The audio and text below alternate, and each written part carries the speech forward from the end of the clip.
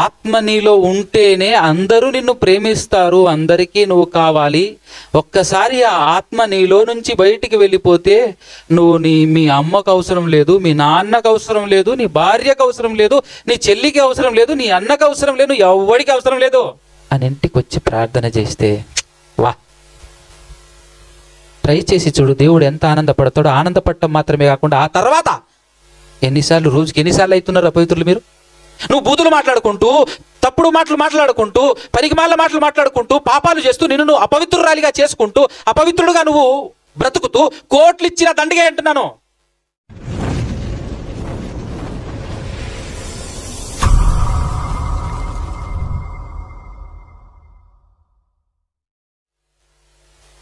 Right. మొదటగా ఈ ప్రపంచంలో మనుషులందరికీ తండ్రి అనగా పర్టికులర్గా ఒక విషయం చెప్పకపోతే మనుషులకు అర్థం కావట్లే. ఏంటి అని అంటే, దేవుని దృష్టిలో మనుషులందరూ సమానమే. నేను రాత్రి కూడా చెప్పాను, మరలా చెప్తున్నాను.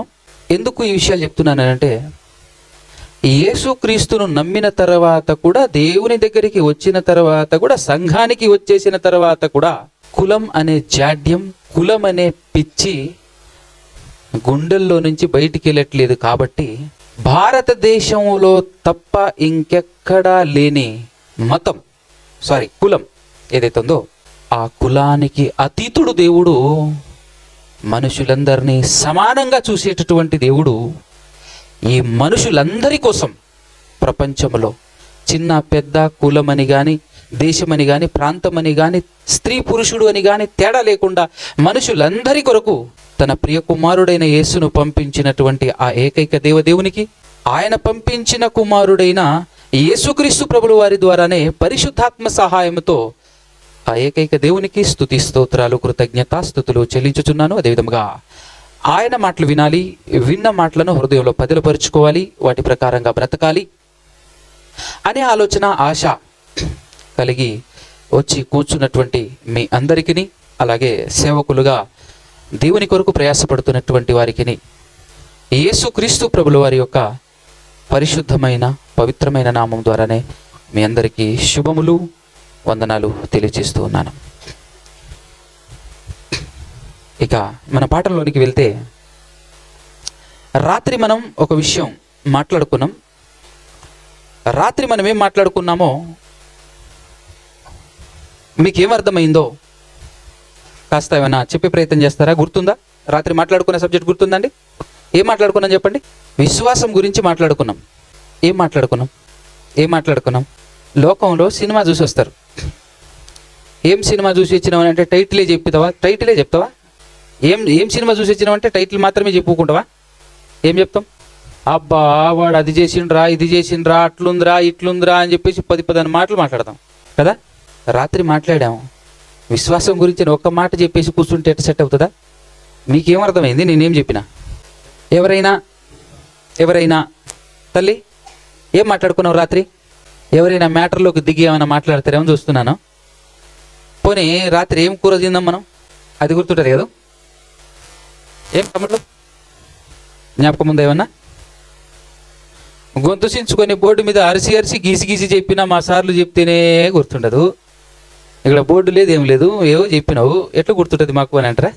సరదాగా మాట్లాడుకుంటాం చూసావా, వంట వండుకుంటూ, ఇంట్లో మాట్లాడుకుంటాం చూసావా, అవన్నీ మర్చిపోకుండా గుర్తుపెట్టుకుంటాం. ఎందుకంటే యాక్టివ్గా ఉంటుంది మైండ్. విచిత్రం ఏంటంటే ఇందులో కూర్చున్న తర్వాత కంప్లీట్గా లాకేసేస్తాం మనసుకు. మైండ్ అబ్సెంట్, బాడీ ప్రజెంట్ అన్నట్టు ఉంటుంది మనకు. అందుకోసమే కూర్చొని ఎంత చెప్పినా కూడా ఇవి మన మనసుకి ఎక్కవు. ఎక్కితే మనం ఇట్లుండవా ఏంటి? పోనీ పాటలు పాడుకుంటారు కదా, చక్కగా వచ్చేసి పాట పాడతారు కదా, మంచిగా నేర్చుకుని పాట పాడతారు. కానీ దాన్నన్నా గుర్తుపెట్టుకుంటారా?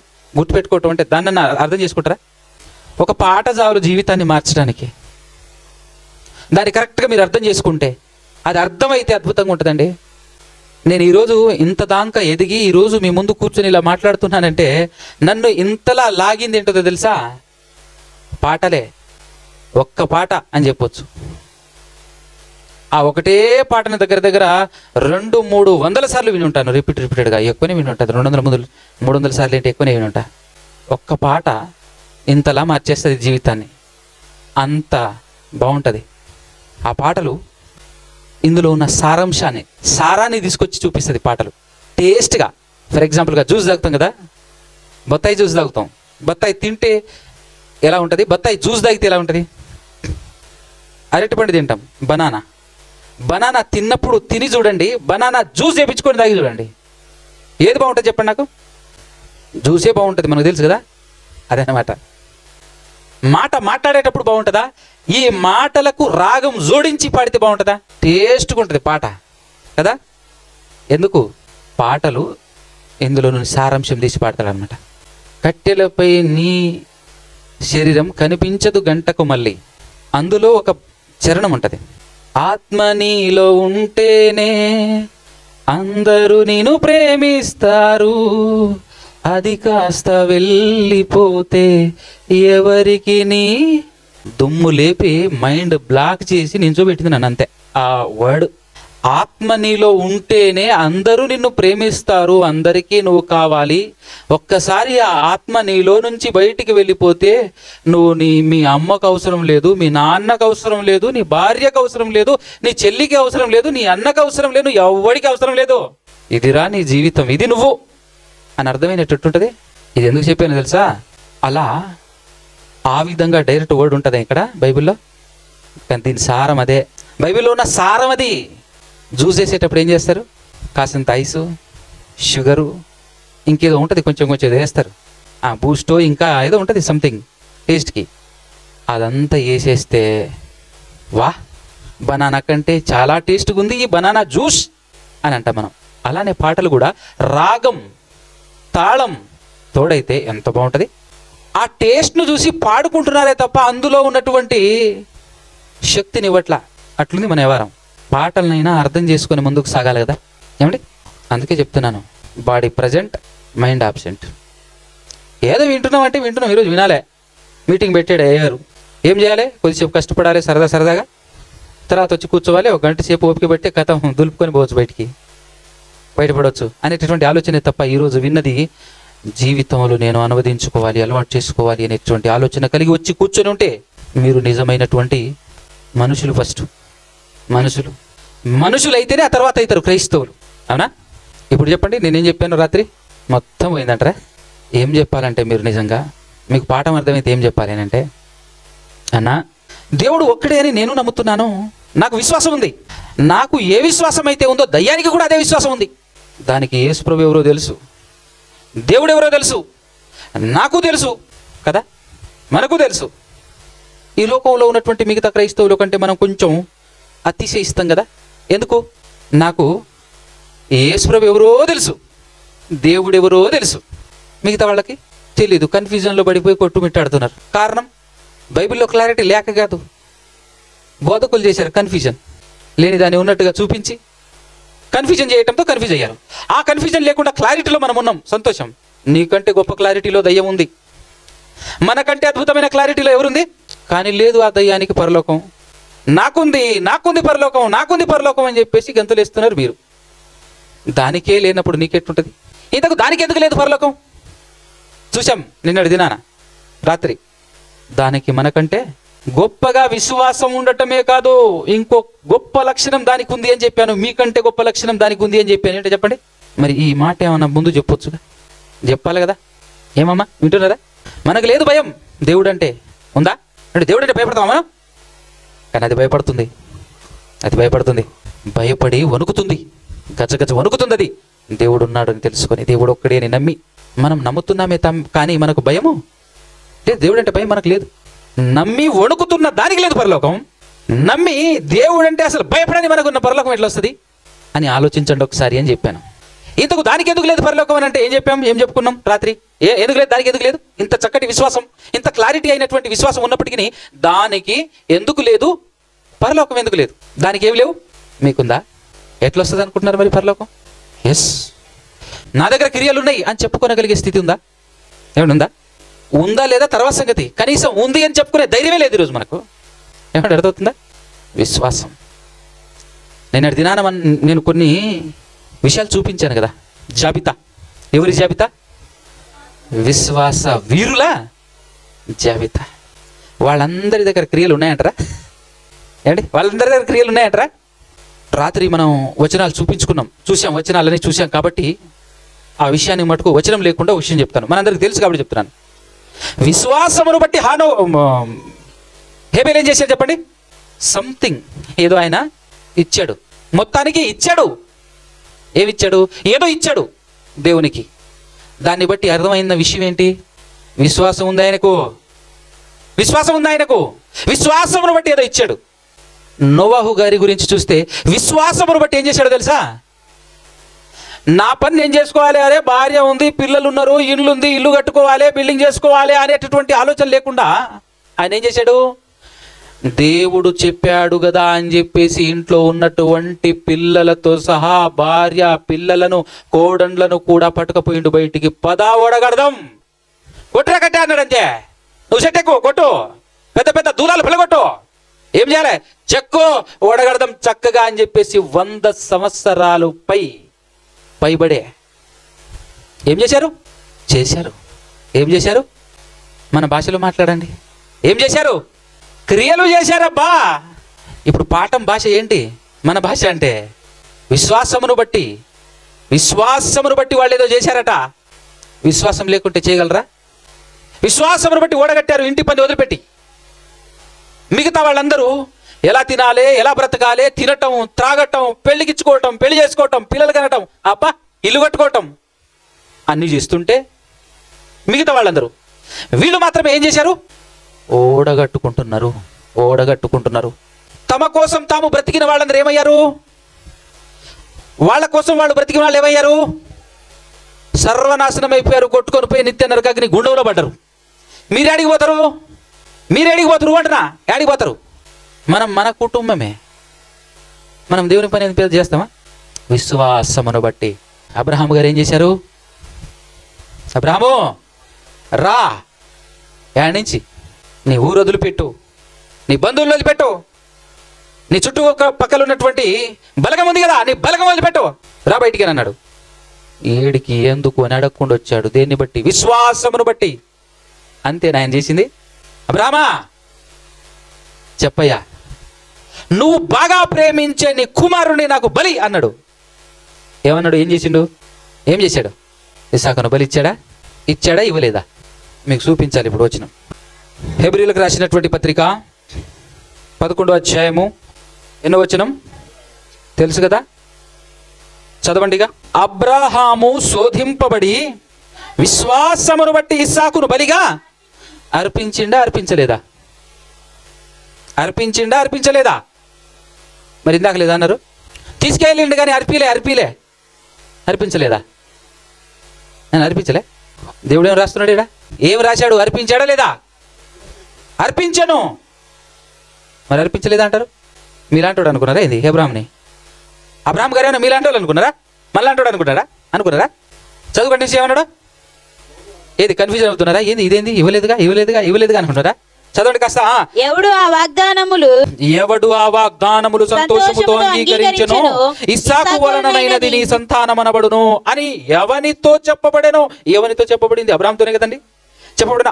అబ్రహాము మృతులను సహితము లేపుటకు దేవుడు శక్తిమంతుడని ఎంచిన వాడై తన ఏక కుమారుణ్ణి అర్పించి అని మరలా అన్నాడు. చూడు, అర్పించి ఉపమాన రూపముగా అతనిని మృతులలో నుండి మరలా పొందాడట. ఏంటంటే తన హృదయంలో, తన మనసులో ఆల్మోస్ట్ ఆల్ గా ఇచ్చేశాడు తన హృదయంలో. అందుకోసమే పడుకోబెట్టి, బలిపీఠము కట్టి, కట్టెల మీద మూట కట్టి పడుకోబెట్టి 1 సెకండ్ పైనుంచి పిలువటం ఆలస్యమైతే చంపి నిప్పు పెట్టేటుడే ఫిక్స్ అయిపోయాడు తన మనసులో. అందుకోసమే కత్తేసేసాడు. దేవుడు అన్నాడు, ఎస్ నువ్వు ఇచ్చేసినావు. ఎందుకంటేనండి ఇప్పుడు నువ్వు చంపినా మరలా నేను బతికించి నీ అంట పంపించాలి. అదేగా జరిగేది. నువ్వు చంపేసినా, ఎందుకంటే ఎప్పుడో వాగ్దానం ఇచ్చేశాడు, నీ కుమారుడు ఇతని ద్వారానే ఆకాశ నక్షత్రములో పిల్లలు పుడతారు అని చెప్పేసి చెప్పాడు. అది గట్టిగా నమ్మిండు ఆయన. అందుకోసమే ఈడ చంపేసిపోయినా ఇంటికి పోతే నా కుమారుడు ఉంటాడా, అది దేవుడు అని నమ్మాడు ఆయన. అది అందుకోసం ఇక్కడ రాయబడింది ఏంటో తెలుసా? మృతులను సైతం లేపుటకు దేవుడు శక్తిమంతుడని ఎంచిన వాడై చంపటానికి సిద్ధమైపోయాడు. అంటే ఇచ్చేసినట్టే, అర్పించేసాడు. నాకు అర్థమైపోయింది, నువ్వు ఆగేటోనివి కాదు, నువ్వు ఖచ్చితంగా ఇచ్చేస్తావు, చంపి పూడి చేస్తావు, నాకు తెలుసు నీ గురించి, నువ్వు ఆల్మోస్ట్ ఆల్ ఇచ్చేసినట్టే. నువ్వు చంపినా మళ్ళీ నేను చేయాల్సిందేంది, బతికించి నీకు ఇవ్వటమే. కాబట్టి super Abraham, you are the most high. నువ్వే అందరూ రాబోయే తరాలలో ఎంతమంది వస్తారో, భూమి అంతమయ్యేంత వరకు విశ్వాసులుగా ఎంతమంది పిలువబడతారో వాళ్ళందరికీ నువ్వు హెడ్వి, వాళ్ళందరికీ నువ్వు బాపువి అని చెప్పాడంతే. తండ్రి అనేసాడు. దేన్ని బట్టి అర్థమవుతుందా? అందుకోసమే యాకోబు గారు ఒక సవాల్ అడుగుతున్నాడు, ఒక ప్రశ్న అడుగుతున్నాడు మనల్ని. ఇదో పాతమాగులలో ఉన్నటువంటి వాళ్ళ కోసమే. ఎవరు అడుగుతున్నారు ప్రశ్న? ఎవరు అడుగుతున్నారు? ఏమడుగుతున్నాడు? ఒక్కసారి 2వ అధ్యాయం 14 వచనం చూడండి. సహోదరులారా, నా సహోదరులారా, క్రియలు లేనప్పుడు ఎవడైనను తనకు విశ్వాసము కలదని చెప్పిన ఎడల ఏమి ప్రయోజనము? ఒక్క నిమిషం, ఏమంటున్నాడు? అలాంటి విశ్వాసం అతన్ని గలదా? సహోదరుడైనను సహోదరి అయినను దిగంబరివై ఆనాటికి భోజనము లేక ఉన్నప్పుడు మీలో ఎవడైనను శరీరమునకు కావలసిన వాటిని ఇయ్యక సమాధానముగా వెలుడి, చలి కాచుకొనుడి, తృప్తి పొందుడి అని చెప్పినట్లా ఏమి ప్రయోజనం అని అన్నాడు. నన్ను అడిగితే ఇది ఎగ్జాంపుల్ చెప్తున్నాడు, మీకు ఎక్కదు. మనకు బాగా ఎక్కే ఒక ఎగ్జాంపుల్ చెప్తాను. మీరెవ్వరు ఫీల్ అవ్వకండి, ఇబ్బంది పడకండి. ఇప్పుడు నీ దగ్గర విశ్వాసం ఉందా? నిజంగా నువ్వు విశ్వాసివా? చూపి నీ విశ్వాసం ఏంటో అని అంటే ఎలా చూపించాలి? ఏం చెప్తున్నాడు ఇక్కడ? క్రియలు లేకుండా ఎవడైనా నా దగ్గర విశ్వాసం ఉంది అంటే ఎలా నమ్మేది? అవునా కదా? ఫర్ ఎగ్జాంపుల్, జ్వరం వచ్చింది బ్రదర్ అన్నాం అనుకో, వెంటనే మనం పోయి ఏం చూస్తాం? ఇటు పెడతాం. చల్లగానే ఉన్నాడు అనుకో, ఏమిరా జ్వరం వచ్చిందంటివి అంటే, జ్వరం వస్తే ఏముండాలి? ఒళ్ళు ఎట్లుండాలి? ఆహా, బ్రదర్ డబల్ టైఫాయిడ్ అన్నాడు అనుకో, ఎట్లా నమ్మాలి? బ్లడ్ టెస్ట్ చేస్తే కదా. అలాగే ఈ విశ్వాసం నీ దగ్గర ఉంది, నీకు విశ్వాసం ఉంది అని చెప్పాలంటే ఏముండాలట? క్రియ ఉండాలి. ఇది ఇంకా పర్ఫెక్ట్గా అర్థమయ్యే ఒక ఎగ్జాంపుల్ ఉంది, అది చెప్తాను. ఫీల్ అవ్వకండి ఎవరు అని చెప్పాను ఇందాకనే. నీ పేరేం పేరు? పురుషుడేనా? మగాడేనా? ఫీల్ అవ్వకండి, అర్థం అవటం కోసం చెప్తున్నాను. ఇప్పుడు అతను మగాడే అని నిరూపించుకోవాలంటే ఏం చేయాలి? పెళ్లి చేసుకుని పిల్లలు కనాలి, అంతే కదా.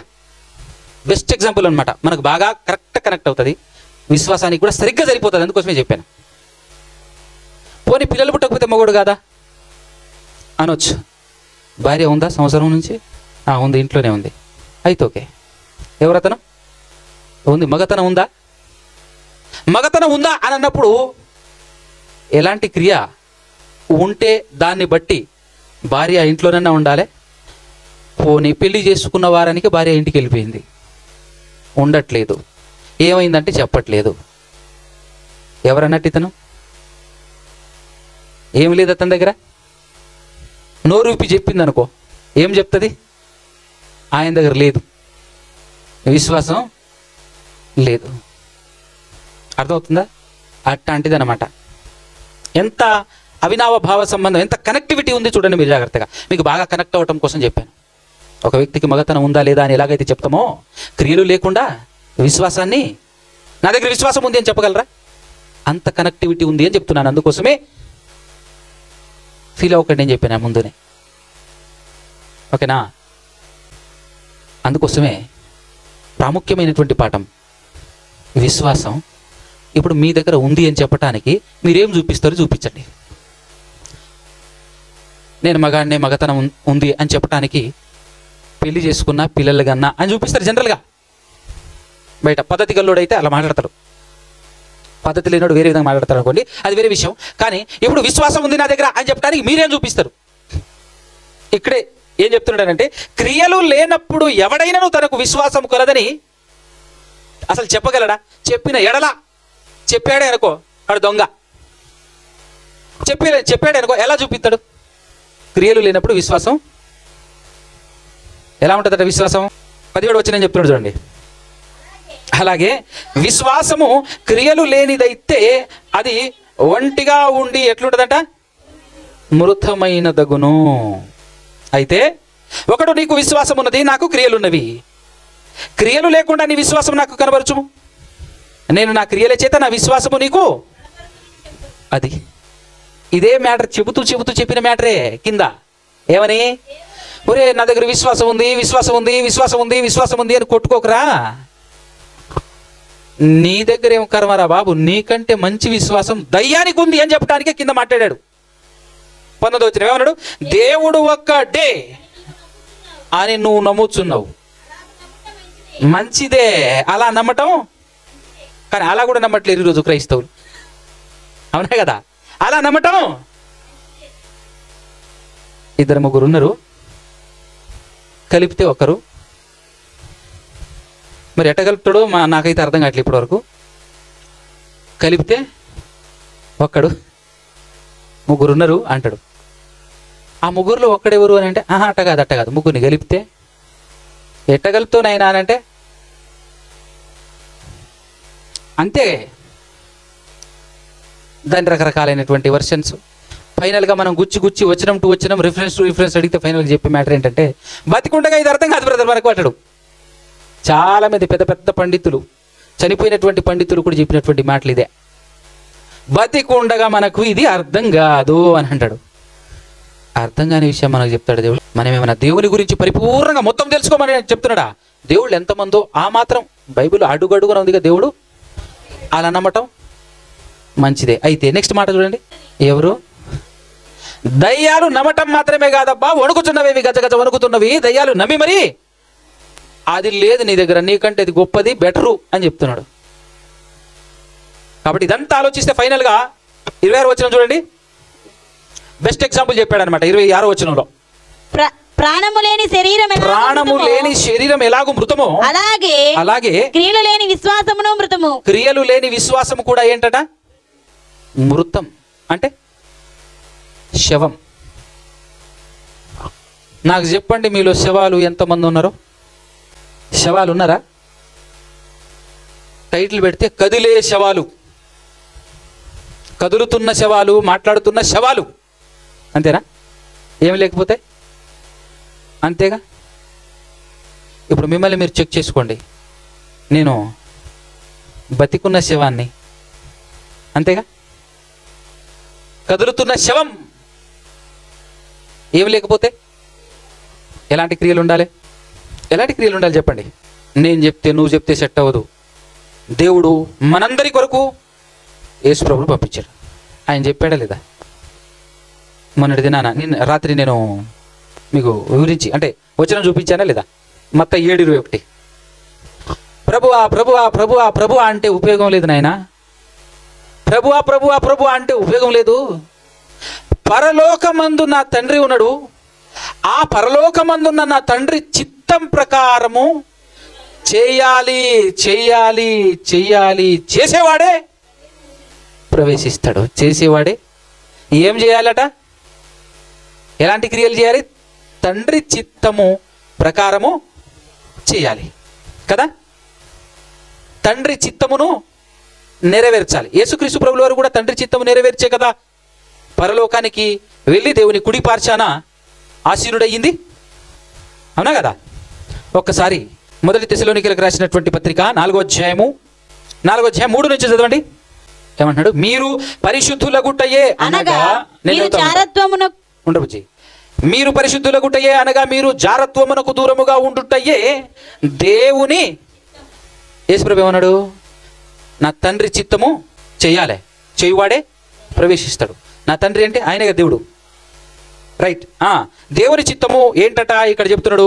మీరు పరిశుద్ధులగుటయే అనగా మీరు జారత్వమునకు దూరముగా ఉండుటయే దేవుని చిత్తము. మీలో ప్రతివాడును దేవుని ఎరుగని అన్యజనుల వలె కామాభిలాషయందు కాక పరిశుద్ధత యందును ఘనత యందును తన ఘటమును ఎట్లు కాపాడుకొనవలెనో అది ఎరిగి ఉండుటయే.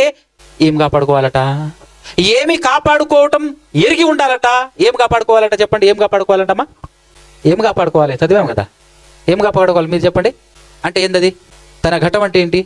ఇంట్లో ఉన్న పటాల ఘటం అంటే చెప్పండి, గట్టిగా చెప్పండి. మరి అదే ఘటము అని అంటే ఇదిగో శరీరం తల్లి. మన శరీరాన్ని అపవిత్రత అంటకుండా కాపాడుకోవాలట. మన శరీరాన్ని అపవిత్రత అంటకుండా కాపాడుకోవటమే దేవుని చిత్తము. నెక్స్ట్, ఈ విషయమందెవడును అతిక్రమించి తన సహోదరునికి మోసము చేయకుండవలెను. ఎందుకనగా మేము పూర్వము మీతో చెప్పి సాక్ష్యమిచ్చిన ప్రకారము ప్రభువు వీటన్నిటి విషయమై ప్రతిదండన చేయువాడు. పరిశుద్ధులగుటకే దేవుడు మనలను పిలిచెను గాని అపవిత్రులుగా ఉండటానికి పిలవలేదు. అపవిత్రులుగా ఉండటానికి. ఇప్పుడు మీలో పవిత్రులు ఎంతమంది, అపవిత్రులు ఎంతమంది చెప్పండి, నాకు క్లారిటీ ఉందా? మీలో పరిశుద్ధులు ఎవరో చెప్పండి. ఏమన్నగారు? మీలో పరిశుద్ధులు ఎవరు? ఎనబడి అంటే పవిత్రులు ఎంతమంది? పోనీ అపవిత్రులు ఎంతమందో చెప్తారా? అపవిత్రులు ఎంతమంది? అసలు పరిశుద్ధులు ఎట్లయితారో అపవిత్రులు ఎట్లయితారో మాకేం తెలుసు? 25 సంవత్సరాలు ఏం చేస్తిరి? 20 సంవత్సరాలు ఏం చేస్తిరి?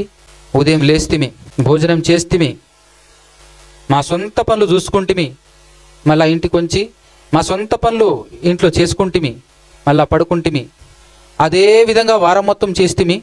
ఆదివారం రాగానే చర్చికి పోతిమి, కాసేపు కూసుంటిమి, ఏదో పాటలు పాడితిమి, ఏదో వాక్యం పాస్టర్ గారు చెప్పాడు, మేమేదో వింటిమి, మళ్ళా ఇంటికి వచ్చితిమి. ఇంతకు మించి మీరేమైనా చేసిర్రా? ఇలాంటి విషయాలు ఈ 25 సంవత్సరాలలో ఎన్నోసార్లు చెప్పి ఉంటాడు, కానీ ఏ ఒక్కటి మనసుకు ఎక్కిందా? కానీ 25 సంవత్సరాల క్రితం ఎవరెవరు ఎన్ని రకాలుగా తిట్టిండ్రు, ఎవరెవరు ఏం చేసిండ్రు అంతా గుర్తుంటుంది కదా మనకు. మన జీవితంలో ఏమేమి చేసినాం, ఎక్కడెక్కడ తిరిగినాం అంతా గుర్తుంటుంది కదా. ఏడున్నారు మీరు 25 సంవత్సరాల క్రితం అని అంటే చెప్తారా లేదా? మీ ఇల్లు ఎట్లుండే చెప్తారా లేదా? మీ ఇంట్లో ఏమేమి లేవు, ఇప్పుడు ఏమేమి వచ్చినాయి? అప్పుడు మీ ఇల్లు ఎట్లుండేది, ఇప్పుడు మీ ఇల్లు ఎట్లుండేది? అప్పుడు మీరు సన్నగున్నారా లావుగున్నారా, ఇప్పుడు ఎట్లున్నారు? ఇవన్నీ చెప్తారా లేదా? ఎందుకంటే మన కాన్సన్ట్రేషన్ మొత్తం ఎక్కడుంది? కానీ ఎప్పుడైనా మనసు పెట్టిరా? దేవుని మాటల మీద మనసు పెట్టారా? దేవుని మాటల ప్రకారంగా బ్రతకాలని ఆలోచన చేశారా? ఏమంటే అసలు ఒక మనిషి అపవిత్రుడు ఎట్లయితాడు తెలుసా? మీరు నిజంగా మంచోళ్ళే అయితే, మీరు యథార్థవంతులే అయితే చెప్తున్నాను, ఒక మనిషి ఎలా దేనిని బట్టి అపవిత్రుడైపోతాడో నేను చెప్తా ఇప్పుడు బైబిల్లో. దానిని బట్టి అవునండి నేను అపవిత్రుడినే, నేను అపవిత్రురాలినే అని చెప్పగలిగేటటువంటి యథార్థమైన మనసు మీకుందా?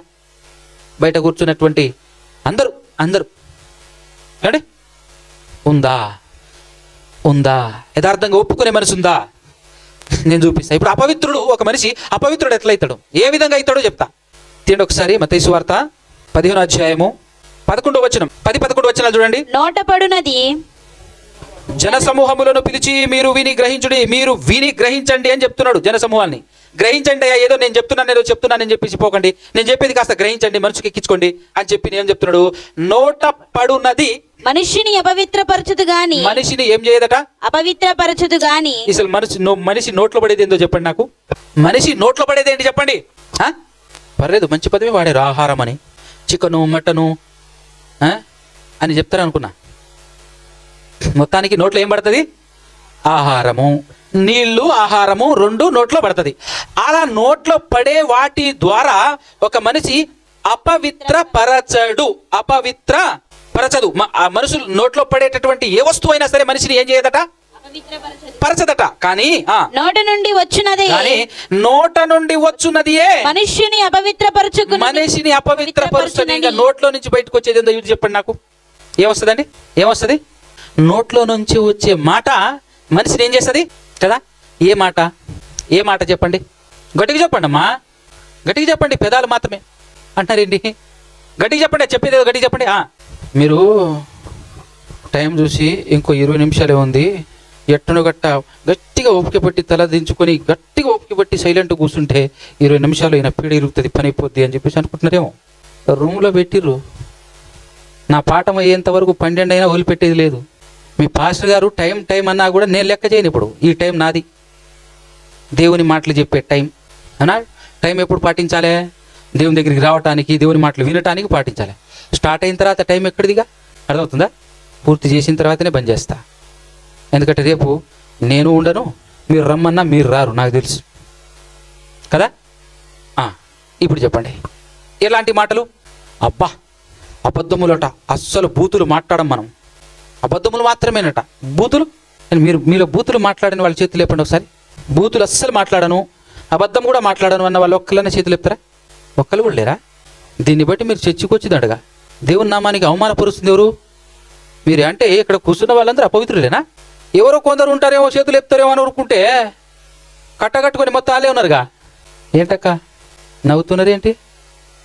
నిజం చెప్పనా, ఇది విన్న తర్వాత సిగ్గుపడి తలదించుకొని ఇక నుంచైనా అస్సలు బూతులు మాట్లాడకూడదు అని ఈ రోజు నుంచైనా ఒక గట్టి నిర్ణయం తీసుకోవాలి. అపవిత్రులం మనం. ఇక్కడ కూర్చున్నటువంటి మీరందరూ అపవిత్రులు అని నిర్ధారణ అయిపోయింది, రుజువు అయిపోయింది. బ్లడ్ టెస్ట్ వచ్చేసింది, టెస్ట్ వచ్చేసి రిజల్ట్ వచ్చిందా లేదా? ఇప్పుడు మనల్ని అపవిత్రపరిచేది ఎవరు? మన మాట. ఎలాంటి మాట? మీరు ఎవరైనా చెబుతారేమో నేను అసలు బూతులే మాట్లాడలేదని చెప్తే నాకు పని పడుతుందేమో అనుకున్నా. నేను అసలు బూతులే మాట్లాడలేదని మీరు ఎవరన్నా చెప్పారనుకో, చేతులు చెప్పారనుకో, మీ గురించి ఊర్లో పోయి అడుగుతా. నేను మీ ఊర్లోనే పోయి అడుగుతా. వాళ్ళు ఏం చెప్తారో వింటా. అమ్మ పలానా ఆవిడట అసలు బూతులే మాట్లాడదట కదా అని అడిగితే ఏం చెప్తారు ఊర్లో? ఇక్కడ మ్యాటర్ చెప్పాలి మీకు. ఈ ఊర్లో కొత్తోళ్ళు ఎందుకు దేవుని నమ్ముకోవట్లేరు? కొత్తోళ్ళు దానికెందుకు? ఇప్పుడు మన ఇంట్లోనే ఉన్నారు ఒక ఆయన. అన్న పేరు ఏం పేరు? పేరు చూడు, ఏం పేరు? ఘనుడు, మహానుభావుడు, యేసేపు ఏమన్నా మామూలుడా? అలాంటి వ్యక్తి పేరు పెట్టుకొని బాప్తిస్మమే తీసుకోకుండా ఉంటున్నాడు. కారణం ఏంటో చెప్పనా? నేను చెప్పిన కారణం. ఆయన బాప్తిజం తీసుకోకుండా ఉండటానికి కారణమే మీరందరూ. ఆయన అడిగిన అదే ఉంటుంది చూడండి. ఎందుకన్నా నువ్వు బాప్తిజం తీసుకోవట్లేదంటే, బాప్తిజం తీసుకోవాలి పెద్ద పరిస్థితులు ఉన్నారు. మరి తీసుకున్న వాళ్ళు బూతులు మాట్లాడే, తీసుకునే నేను బూతులు మాట్లాడుతున్నా. వాళ్ళకు నాకు పెద్ద తేడా ఉందా? ఆ తీసుకునే పెద్ద పరిస్థితులు అయితే ఊరేమో వాళ్ళు ఇంత చక్కగా బాప్తిజం తీసుకొని బతుకుతున్నారా, నేను తొందరగా తీసుకోవాలి అనే ఆలోచన వస్తుందా రాదా? మన బతుకంతంత మాత్రం ఉంటే ఎట్లుందనంటే, యేసు ప్రభువు మాట చెప్తాడు. దుర్బోధకులు దొంగలట శాస్త్రుల పరిచయాల గురించి మాట్లాడుతూ, ఒకరిని వారి మతంలో కలుపుకోవటానికి బాగా ప్రయాసపడతాడట. కలుపుకున్న తర్వాత వాళ్ళకంటే ఈయన ఇంకా ఘోరం తయారవుతాడట. ఇంకా ఘోరంగా ఎందుకు తయారవటం, బయటే ఉంటే బెటర్ అనుకున్నాడు ఆయన. అర్థమవుతుందా? కొత్తలు రాకపోవటానికి, ఉన్నవాడు మారకపోవటానికి కారణం ఎవరు? ఓ పెద్ద చర్చికి వెళ్తుందంట, నోట్లో నుంచి మామూలు మాటలు రావు అసలు. బయట అడిగితే చెప్పి మాట. ఎందుకు మగా మాత్రం దానికి చర్చికి వెళ్ళటం? నోరు తెరిస్తే బండ బూతులు. అబ్బా, ఇంకెందుకండి చర్చికి వెళ్ళటం? మనం మాట్లాడుతుంది ఏటి గురించి? అది గుర్తుండాలి. క్రియలు ఇవే. క్రియల గురించి గుర్తుపెట్టుకోండి, మర్చిపోకండి. క్రియల గురించి. ఈ క్రియలు లేకపోతే నీ విశ్వాసం ఎట్లున్నాయి మన మాటలు? దీని గురించి మాట్లాడితే చాలా దూరం పోవచ్చు. కానీ దేవుడు ఒక బంపర్ అద్భుతమైనటువంటి ఒక లైఫ్ టైం సెటిల్మెంట్ లాటరీ అని అంటారు చూసారా, అటువంటి మాట చెప్పాడంటే. అటువంటి మాట చెప్పాడు. ఎక్కడ తెలుసా? యాకోబు పత్రిక 3వ అధ్యాయము. యాకోబు పత్రిక 3వ అధ్యాయం 2వ మాట చూడండి. అనేక విషయములలో, మీరు చూడండి, నేను చదువుతా. అనేక విషయములలో మనమందరము తప్పిపోవచ్చున్నాము. అనేక విషయాలు అంటే చాలా విషయాలు తప్పిపోతున్నాం అనే సంగతి ఓకే, తెలుసు కదా. చాలా విషయాలు పడిపోతున్నాం మనం, చాలా విషయాలు తప్పిపోతున్నాం మనం. అయితే అన్ని విషయాల్లో తప్పిపోవటానికి గల కారణం ఒకటేనట. ఒకటే. అర్థమవుతుందా? అన్ని విషయాల్లో మనం పడిపోవటానికి గల కారణం ఒకటే. ఆ ఒక్కటి సెట్ చేసుకుంటే అన్ని విషయాలు సెట్ అయిపోయినట్టే, సమస్త విషయాలు సెట్ అయిపోతాయి. ఏంటిది ఆ ఒక్క విషయం అని అంటే, కింద చెప్తున్నాడు, ఎవడైనాను అని అన్నప్పుడు నువ్వు, నేను, మనం, ఈ ప్రపంచంలో ఉన్నవాడు ఎవడైనా సరే, ఎవడైనాను మాట. ఏమన్నాడు?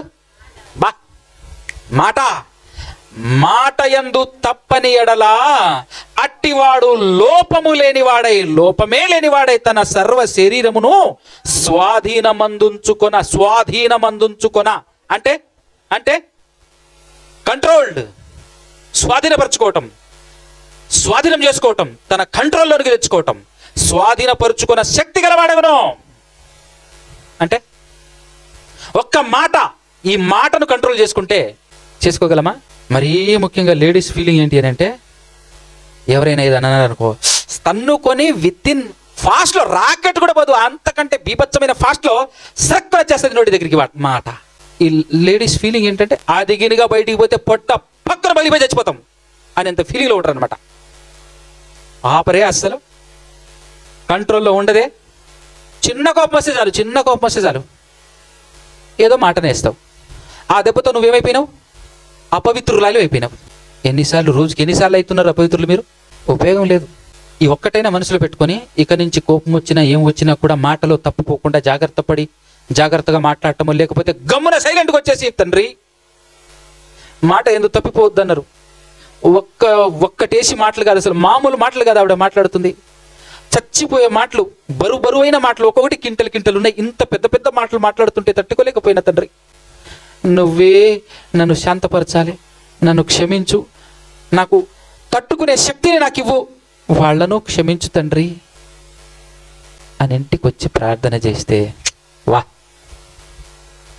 ట్రై చేసి చూడు దేవుడు ఎంత ఆనందపడతాడో. ఆనందపడటం మాత్రమే కాకుండా ఆ తర్వాత, ప్రభువా నాకు ఫలాంది కావాలి ప్రభా అని అడుగు, కనసులో నీ కళ్ళ ముందు పెడతాడు దేవుడు.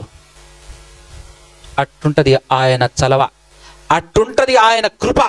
ఆయన మాట నువ్వు వినాలే కానీ దేవుడు చెప్పాడు అది లేదా, నువ్వు నా వైపు తిరగమ్మా, నేను నీ వైపు, నువ్వు నా వైపు తిరగటమే ఆలస్యము, నేను చాలా స్పీడ్గా నీ వైపు తిరుగుతా, తిరిగి చూడమ్మా.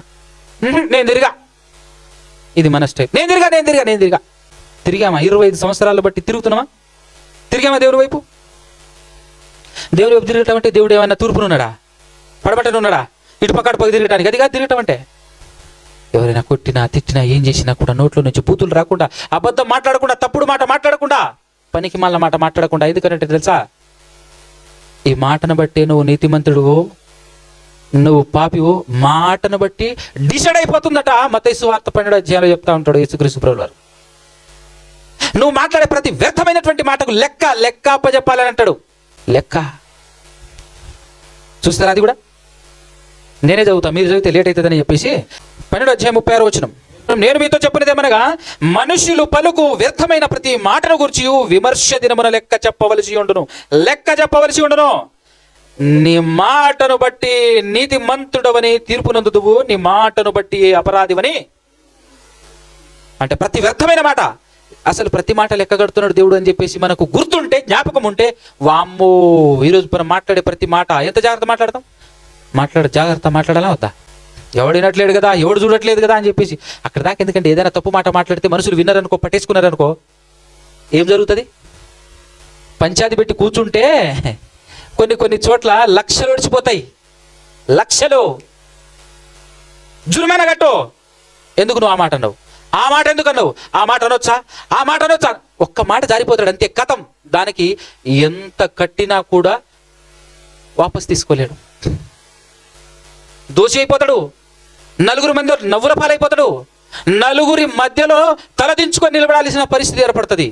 అందరూ చేతులెత్తి చూపిస్తుంటాడు, వాడరా దోషి, వాడు అని ఎంత ఘోరంగా చూస్తుంటారు. నేనంతలా దిగజార్చడానికి కారణం నీ నోట నుంచి వచ్చిన మాట నేను ఏ విధంగా తయారు చేసింది చేసా. దీన్ని బట్టి అర్థం కావద్దు, నీ మాట నేను అపవిత్రపరుస్తుంది అనే మాట క్లియర్గా మనకు అర్థం కావాలో అది ఇక్కడ అర్థమవుతుంది. క్రియలు అనే దాంట్లో హాఫ్ పార్టే నేను చెప్పాను. ఈ హాఫ్ పార్ట్ కూడా మొత్తం అన్ని ఎక్స్ప్లెనేషన్ చేస్తే సెట్ అవ్వదు అని చెప్పేసి దీన్ని స్కిప్ చేసేసి ఇంకొక క్రియ పూర్తి అవ్వాలంటే ఇంకొకటి ఉంది. ఇది ఒకటే కాదు. ఎందుకంటే భక్తి, ఎలాంటి భక్తి దేవునికి ఇష్టం? అదే యాకోబు పత్రిక 1వ అధ్యాయంలో చూడండి, భక్తి గురించి మాట్లాడితే ఏం చెప్తాడు? తండ్రి అయిన దేవుని ఎదుట పవిత్రమును ఎవడైనను, 26 నుంచి చూద్దాం బాగుంటుంది.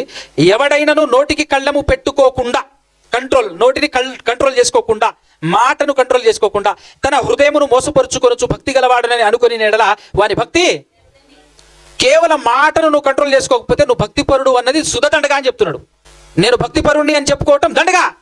భక్తి ఆడుంది, భక్తి నటించటం తప్ప. నాలుకను కంట్రోల్లో పెట్టుకోకపోతే నీ భక్తియే దండగా. భక్తిపరుణ్ణి అని చెప్పుకోవటం దండగా, చర్చికి రావటం ఇంత దండగా. అందుకోసమే భక్తి గురించి చెప్తున్నాడు 27వ వచనంలో. తండ్రి అయిన దేవుని ఎదుట పవిత్రమును నిష్కలంకమునైన భక్తి ఏంటంటే, దిక్కులేని పిల్లలను విధవరాండ్రను వారి ఇబ్బందులలో పరామర్శించుటయు, ఇహలోక మాలిన్యము తన కంటకుండా తన్ను తాను కాపాడుకోవటం ఎలాగో చూసాము. కానీ దాని పైనే ఉంది, దానికంటే ముందే ఉంది.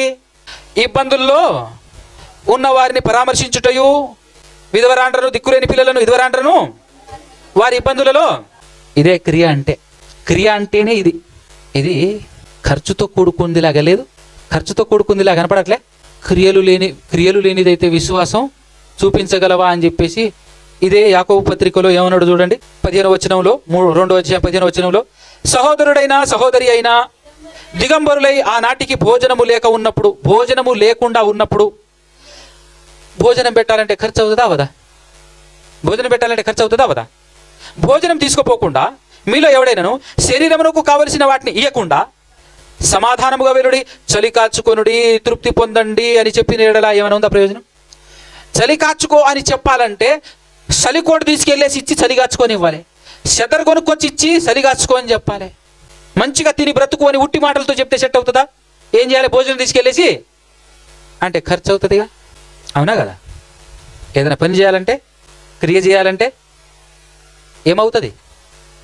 అవుతుంది కదా. మనం పిసినారులం అనుకో, సామెత ఉంటుంది కదా, పిల్లికి కూడా పరలోకం పోతామా? డైరెక్ట్నే చెప్తాడు దేవుడు. పిసినారులకి పరలోకంలో స్థానం లేదు. పిసినారులకి ఏం లేదు, స్థానం లేదు. ఇప్పుడు ఇక్కడ విధవరాలకును దిక్కులేని వాళ్ళకు ఆదరించాలి అని చెప్పేసి అంటే అప్పు ఇవ్వాలన్నా వాళ్ళకి పోయి? వాళ్ళకి పోయి అలా అప్పు ఇవ్వాలన్నా? కాదు కదా. ఏం చేయాలి మరి? ఏమిటి పరామర్శించాలి అని అంటే అలా దువ్వాలనా? లేకపోతే ఏమన్నా మాట్లాడి రావాలనా? ఏం చేయాలి పరామర్శించడం అంటే? వాళ్ళకు కావాల్సింది వాళ్లకు ఇచ్చి రావాలి, వాళ్లకు అవసరమైంది వాళ్లకు ఇచ్చి రావాలి. ఈరోజు ప్రపంచంలో ఉన్న మనుషులందరికీ అవసరం ఏంటి? ఒకప్పుడు తిండి కోసం బాధపడేటోళ్ళు, తిండి లేక తిండి కోసం జీతాలు ఉండేటోళ్ళు. అది ఒకప్పటి మాట, జాగ్రత్తగా వినండి. మన మధ్యలో సాక్ష్యం ఇదిగో అయ్యగారు ఉన్నారు, పెద్దయ్య గారు. అన్నగారి పేరు ఉండే ప్రకాశరావు గారు 86 సంవత్సరాలు, ఇంకా చక్కగా నడుస్తున్నాడు మాతో పాటు. ఆయన పుట్టినటువంటి కాలంలో తిండి లేక ఇదిగో అయ్యా ఒక ముద్ద, అమ్మ ఒక ముద్ద అని చెప్పేసి అడుక్కొని తిన్నాం మేము అని చెప్పేసి అంటున్నాడు. నిజమే, అది నా చిన్నతనంలోనే అసలు తిండి దొరకని పరిస్థితి చూశాను నేను. కానీ ప్రస్తుత కాలంలో మ్యాక్సిమం ఏదో ఒక పని చేసుకొని చక్కగా తింటున్నారు. ఇంకా చెప్పాలంటే ఈరోజు అడుక్కు తినేటటువంటి వాళ్ళు చాలామంది ఉన్నారు బయట, బిచ్చమెత్తుకునేటటువంటి వాళ్ళు. రోజుకు 2000 3000 సంపాదిస్తారు, దర్జాగా ఉన్నారు. మరీ కఠినంగా ఉన్నటువంటి వాళ్ళ సంగతి వేరే అనుకోండి. కాకపోతే చాలామంది భిక్షమెత్తుకోవటం కూడా ఒక బిజినెస్గా మార్చుకున్నారు. అది కూడా ఒక వర్కే అన్నట్టుగా ఉంది వారం ఈ రోజుల్లో. అయితే ఇప్పుడు మనుషులకు అవసరమైంది ఏం చెప్పండి? అవసరాలు ఆదుకోవాలి. అవసరం ఏంటి? ఇప్పుడు ప్రతి మనిషికి అవసరం ఏంటి చెప్పండి? ఇక్కడ ఆన్సర్ ఇచ్చేటప్పుడు కూడా మీరు అస్సలు భక్తి పరులుగా కానీ క్రైస్తవులుగా కానీ అస్సలు మాట్లాడలేదబ్బా. ఈరోజు నిజంగా ప్రతి మనిషికి అవసరమైనది ఏంటిది? ఎవరి దగ్గర లేదు డబ్బు? ఆ డబ్బు అవసరం ఉంటే నిన్ను అడుగుతున్నారా ఏంది? ప్లాన్ లేట్లే, ఎట్లా ప్లాన్ చేయాలో అట్లా ప్లాన్ చేసుకొని వచ్చే సంవత్సరం కల్లా మామూలుగా ఉండదు ఇల్లు కలకలలాడాలా అని ప్లాన్ చేసుకొని కష్టపడట్లే, సంపాదించుకోవట్లే, ఎవరికి వారు డబ్బులు సంపాదించుకోవట్లే, ఖాళీగా ఇంట్లో కూర్చుంటున్నారా? ప్రతివాడు పరిగెత్తుతున్నాడా లేదా? కానీ వాడికి కూడా అవసరమైంది ఒకటి ఉంది. ఈరోజు మీకు నేను అవసరం, అందుకోసమే నన్ను పట్టుకొచ్చాడు. ఈరోజు అవసరం ఏంటో తెలుసా? మీకు అవసరమైంది దేవుని వాక్యం. చర్చికి వెళ్తున్నామని చెబుతున్నటువంటి మీకే అవసరం. పరలోకం పోయే పరిస్థితిలో ఒక్కరంటే ఒక్కరు లేరు. ఇప్పుడు మీకేం అవసరం? మరి లోకానికి ఏమవసరం? లోకానికి ఏమవసరం? సువార్త అవసరం, దేవుని వాక్యం అవసరం. దేవుని వాక్యాన్ని ప్రకటించాలంటే ఇట్లాంటి మీటింగ్లు జరగాలనా? బయటికి వెళ్ళాలి, ఇట్లాంటి మీటింగ్లు జరగాలి కదా. ఇట్లాంటి మీటింగ్లు జరిగి అందరినీ పిలిపియాలి అని అంటే టిగిన మీటింగ్ జరుగుతుంది రా అని అంటే వస్తాడా? ఎందుకంటే లోకంలో ఆల్మోస్ట్ ఆల్ ఉన్నటువంటి వాళ్ళందరూ ఎవరు? శరీర సంబంధులు, శరీరానుసారులు. మనమే నెంబర్ 1 శరీరానుసారులము. ఇంకా బయట ఉన్నటువంటి వాడి సంగతి ప్రత్యేకంగా చెప్పాలా మనం? మరి వాళ్ళందరూ రావాలంటే ఏం చేయాలి? మంచి ఏముంది, భోజనం ఉంది, బిర్యానీ రండి అని పిలిస్తే తప్ప రారు. తప్పదు, మరి వాళ్ళ అవసరాలు తీర్చాలి. ఈ శరీర సంబంధమైనటువంటి అవసరాలన్నింటికంటే గొప్పది, ఉన్నతమైనటువంటి అవసరం అది. ప్రతి ఒక్కరిని యుగ యుగాలు తరతరాలు నిత్యలోకములో ఆనందంగా సంతోషంగా దేవునితో పాటు చిరకాలం జీవించే గొప్ప భాగ్యాన్ని ఇవ్వటం. ఈరోజు శరీర సంబంధం ఏవి ఇచ్చినా కూడా 4 రోజులు ఉపయోగపడుతుంది, 2 గంటలు ఉపయోగపడుతుంది, 3 గంటలు ఉపయోగపడుతుంది. భోజనం పెట్టామనుకో ఒక పూటే, మళ్ళీ మధ్యాహ్నానికి మళ్ళీ కడుపు ఏమంటుంది? తే అంటుంటుంది కడుపు. ఒక పూటే నువ్వు ఏం చేసినా కూడా. కానీ అది వాక్యం 1 సంవత్సరమో 2 సంవత్సరాలు 10 సంవత్సరాలు 100 సంవత్సరాలు 1,00,000 సంవత్సరాలు 1,00,00,000 సంవత్సరాలు కాదు, యుగ యుగాలు తరతరాలు వాడిని దేవుడున్న మహాలోకంలో, అంతము లేని లోకంలో, అంతము లేని బతుకు పొందుకోగలిగే గొప్ప భాగ్యం ఆయనకి దక్కించాలి అని అంటే ఆయన కోసం నువ్వేం చేయాలి? 1 పూట భోజనం చేసి పెట్టైనా సరే అతనికి ఏం చెప్పాలి? ఈ వాక్యం అందించాలి. అందించాలంటే ఏం చేయాలి? దాని కొరకు చేయాలనా వద్దా? ఇప్పుడు ఈ ప్రపంచానికి ఈ వాక్యం అవసరం, ప్రపంచానికి ఈ వాక్యం ఖచ్చితంగా అవసరం అని చెప్పే దేవుడు తన ప్రియ కుమారుడైన యేసుక్రీస్తు ప్రభువుని పంపించాడు. యేసుక్రీస్తు ప్రభువుని పంపించినప్పుడు యేసుక్రీస్తు ప్రభువు వారు 3.5 సంవత్సరాలు అక్కడ ఉన్నటువంటి 3 దేశాలు, యూదయ దేశం, సమరయ దేశం, గలిలయ దేశం, గల్లి తిరుగుతూ ప్రతి పట్టణాన్ని తిరుగుతూ సేవ చేశాడు, చెప్పాడు. చెప్పుకుంటూ ఊరూరా ఊరూరా ఊరూరా చెప్పుకుంటూ తిరిగాడు. ఎట్లా చెప్పాడు నాకు చెప్పండి మీరు, ఎట్లా చెప్పాడు? ఒక మాట చెప్తా. ఇప్పుడు ఇక్కడ మీటింగ్ పెట్టారు, నిన్న వచ్చిన వాళ్ళని ఈరోజు వచ్చిన వాళ్ళని, పోనీ 2 రోజులు 3 రోజులు పెట్టాం మీటింగ్ అనుకోండి. మొదటి రోజు వచ్చినటువంటి వాళ్ళందరూ చక్కటి భోజనం తిని వెళ్ళారనుకో, వచ్చింది కొంతమంది అయినా మంచి చక్కని భోజనం పెట్టి వెళ్ళారు, తినేసి వెళ్ళారనుకోండి. 2 రోజు తిని వెళ్ళినటువంటి వాళ్ళందరూ మిగతా వాళ్ళకి చెప్తారా? చెప్పరా? మంచి భోజనం అందరూ అవి ఇంట్లో వండుకోవాల్సిన అవసరం లేదు, కట్టపోయి కూర్చుందాం కొద్దిసేపు భోజనం తినేసి వద్దామని చెప్పేసి అంటాడా? అట్లా చాలా పనులు దగ్గుతున్నాయి లేదా వాళ్ళ కుటుంబంలో. ఇంటికి 10 వచ్చి కూర్చున్నారు అనుకో, 4 మాటలు వింటారా ఉండరా? వినటం వల్ల ఏదో ఒక మాట పని చేయదా? మరి అలాంటి పని మీరు చేస్తున్నారా? ఖర్చు అవుతుందా వదా? ఖర్చు అవుతుందా వదా అంటున్నా. మరి యేసుక్రీస్తు ప్రభులు వారు 3.5 సంవత్సరాలు ఒక పూట కూడా భోజనం చేయకుండా తిరిగాడా? సువార్త. ఆయనకు భోజనం ఆయన నుంచి వచ్చింది. ఆయనతో పాటు ఉన్నటువంటి శిష్యులు కూడా సంపాదిస్తున్న వృత్తిని వదిలేసి మరి వచ్చారు. వాళ్ళకు భోజనం ఎట్లొచ్చింది? 3 పూటలు వాళ్ళు తిన్నారా? పోనీ 2 పూటలైనా తిన్నారా లేదా? వాళ్ళకు భోజనం ఎవరు పెట్టారు? వాళ్ళకు సపోర్ట్ ఎవరు చేశారు? ఆ ఖర్చును భరించింది ఎవరు? నేను చెప్పాల్సిన మ్యాటర్ ఏంటి అంటే, ఆఖరికి యేసుక్రీస్తు ప్రభులు వారైనా ఆయన వెనకాల సపోర్టర్స్ లేకపోతే యేసుక్రీస్తు ప్రభులు వారు కూడా 3.5 సంవత్సరాలు ఆ 3 దేశాలకు సువార్త ప్రకటించటం కష్టమే. ఎందుకంటే ఆయన తినాలి 3 పూటలు. ఆయనతో పాటు ఉన్న శిష్యులు 12 మంది అనుకునేరు, 70 మంది వరకు ఆయన వెనకాల తిరిగింది. చాలా మంది, అంతకు మించి స్త్రీలు పురుషులు కలిపితే చాలా మంది తిరిగారు ఆయనతో పాటు. మరి వాళ్ళందరూ ఇంతమందికి ఒక పూట 120 మందికి భోజనం పెట్టాలంటే ఇక్కడ ఎంతమంది ఉన్నారు? వీళ్ళందరికీ భోజనం వండారు. ఎంత కష్టమైంది, ఎంత ఖర్చు అయింది లెక్క కట్టుకోండి. ఈ ఖర్చులైనా మనం ఇవ్వగలుగుతున్నామా? ఇస్తున్నామా? మనం పార్టిసిపేట్ చేస్తున్నామా? ఖర్చుతో కూడుకుంది, అవునా? ఇంతకు మీ అందరికీ డౌట్ ఏంటి అని అంటే, యేసుక్రీస్తు ప్రభులు వారికి సపోర్ట్ చేశారా? అసలు ఉన్నారా ఎవరైనా సపోర్టర్స్ ఆయనకు? ఆయన కూడా మనలాంటి శరీరమే కదా ధరించుకొని తిరిగింది. మరి 3 పూటలు తిండి అవసరమా లేదా? 40 రోజులు అరణ్యంలో బాప్తిసం తీసుకున్న తర్వాత వెళ్ళినప్పుడు అక్కడ ఏమీ తినలేదని రాయబడింది అని అంటే ఆయన తింటాడనేగా. బాగా ఆకలిగా ఉన్నావు కాబట్టి ఇదిగో రాళ్ళని రొట్టెలు చేసుకొని తిను అని సాధారణుడు చెప్పాడు అని అంటే ఆయనకు ఆకలి వేస్తుందనేగా. అంటే ఇంటికి వెళ్ళేసి ఖచ్చితంగా తినాలా తినకుండా ఉండాలా? తింటాడు కదా ఖచ్చితంగా. మరి తిండి ఎవరు పెట్టారు? ఆయనతో పాటు ఉన్నటువంటి చాలా మందికి తిండి ఎవరు పెట్టారు? దానికి ఖర్చులు ఎవరు భరించారు? ఎవరు వండుతున్నారు? ధాన్యం ఎవరు తీసుకొస్తున్నారు? ఖర్చులు ఉండవా? కూరగాయలకు ఖర్చులు ఎవరు ఇస్తున్నారు? మరి బట్టలు ఉతికేది ఎవరు? ఆ బట్టలు కొనేది ఎవరు? ఒకరికి ఇద్దరికి కాదు. ఆయన చుట్టూ తిరుగుతున్నటువంటి వాళ్ళు ఏ పని చేయరు, సంపాదించే పని చేయరు. ఆయనతో పాటే తిరుగుతూ ప్రాముఖ్యమైనది దేవుని మాట అక్కడ ఉన్నటువంటి 3 దేశాలకు ప్రకటించాలి. మరి ప్రకటించాలి అని అన్నప్పుడు వాళ్లకు సపోర్టర్స్ ఎవరు? మనం ఓపెన్గానే మాట్లాడుకుందాం. ఈరోజు మనం అంతమంది ఉన్నాం కదా, చర్చికి వెళ్తాం ఆదివారం. దేవుని పనికి ఉపయోగం ఉంటుంది అని చెప్పేసి కానుకల డబ్బులు పెడతారు. హృదయపూర్వకంగా చెప్పండి, ఎంతెంత పెడతారు మీరు? చిల్లర 10, ఇంకొక అమ్మ వచ్చేసి 10, ఇంకొక అమ్మ వచ్చేసి మళ్ళా 10. ఎంత గుంజుకున్నా 10 దాటదంతే. యేసుక్రీస్తు ప్రభువు తిరుగుతున్నప్పుడు ఆయనతో పాటు సంచి ఉందా లేదా? కానుకల సంచి ఎవరికి ఇచ్చాడు? యూదా గారికి ఇచ్చారు. అంటే యూదా గారి దగ్గర కానుకల సంచి ఉంది అని అంటే ఎవరికి వెళ్ళినా వాళ్ళంతటి వాళ్ళు స్వతహాగా ఇస్తున్నారా లేదా? ఆ బుద్ధి వాళ్ళకు ఉందా లేదా? సపోర్టర్స్ ఉన్నారా లేదా? మీకు ఇంకా డౌట్ ఉంటే లూకాసు వార్త 8వ అధ్యాయం చూద్దాం మనం. లూకాసు వార్త 8వ అధ్యాయం 1వ వచనం నుంచి నేను చదువుతాను, వినండి. వెంటనే ఆయన దేవుని రాజ్య సువార్తను తెలుపుచు ప్రకటించుచు, ఎవరైనా అది ప్రకటించుచు ప్రతి పట్టణములోను ప్రతి గ్రామములోను సంచారం చేయుచున్నాడట. సంచారము ఊరులా తిరుగుతుంటే సింగిల్గా తిరుగుతున్నాడా?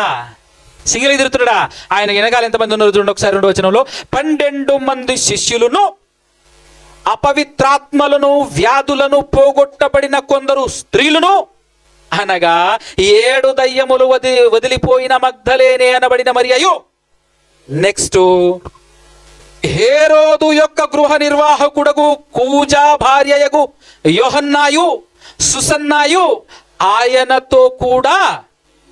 అంతేనా? అంతమందేనా? వీరును ఇతరులనేకులు తమకు కలిగిన ఆస్తితో వారికి, వీళ్ళు ఉపచారం చేయకపోతే, వాళ్ళ ఆస్తిని కరగదీయకపోతే యేసుక్రీస్తు ప్రభుల వారైనా ఇంతమంది వెనకేసుకొని ఎట్ట తిరగగలడు? మీరు అనుకుంటారేమో ఆయన ప్రార్థన చేస్తే 5 రొట్టెలు 2 చేపలు 1000 మందికి పెట్టాడు. అది ఆయన నిరూపించుకోవటానికి ఒక 2 times చేశాడు, 1000 మందికి పెట్టాడు. కానీ ప్రతిసారి ఈయన వెనకాల ఉన్నటువంటి వాళ్ళందరికీ అదే చేస్తాడా? చేస్తే రాయిస్తాడు కదా. మరి వీళ్ళందరికీ బట్టలు ఇచ్చింది ఎవరు? వీళ్ళందరికీ భోజనం పెట్టింది ఎవరు? ప్రతిదినం 3 పూటలు కాకపోయినా కనీసం 2 పూటలు తిన్నా వెనకాల ఉన్నటువంటి వాళ్ళు కనీసం కాదు కదన్న 100 మందికి పైన ఉంటారు. ఎవరు? దాని కొరకు చాలా మంది వాళ్ళ ఆస్తులతో చేసిన కార్యక్రమం చెప్పబడుతుంది. ఇక్కడ స్పాన్సర్స్ ఉన్నారా లేరా? ఉన్నారా? మరి మనం ఏంటో మన పనే ఎన్నిసార్లు మాట్లాడు మన పనే. అమ్మో, వింత ఒకటి నేనేం చూస్తున్నానంటే, మిమ్మల్ని హల్చల్ చేస్తూ అబద్ధాలు ప్రకటిస్తూ అబ్బో దేవుడు అది ఇస్తాడు ఇది ఇస్తాడు అని చెప్పేసి భౌతిక విషయాలు మాట్లాడి అది ఇది అని చెప్పేసి ఏదో కొన్ని అబద్ధాలు మాట్లాడితే బయట ఏదైతే దగ్గర దొరుకుతుంది. అబద్ధాలు మాట్లాడేటోళ్ళకేమో కోట్లు. నా జీవితంలో నేను చూస్తున్నది ఏంటంటే, అబద్ధీకుల దగ్గర ఉన్నటువంటి వాళ్ళు చెవు పోగులతో సహా మెడలో ఉన్న పుస్తలు కూడా తీసిచ్చేశారు. ఎందుకు ఇచ్చావమ్మా అంటే, ఏదో వస్తుందని చెప్పాడు, ఏదో చేస్తాడని చెప్పాడు అన్నాడు. ఫైనల్ గా చేసేది వచ్చిందా, జరిగిందా, అయిందా అని అంటే ఏవి కాలే. అక్కడ అంత ఇచ్చారు,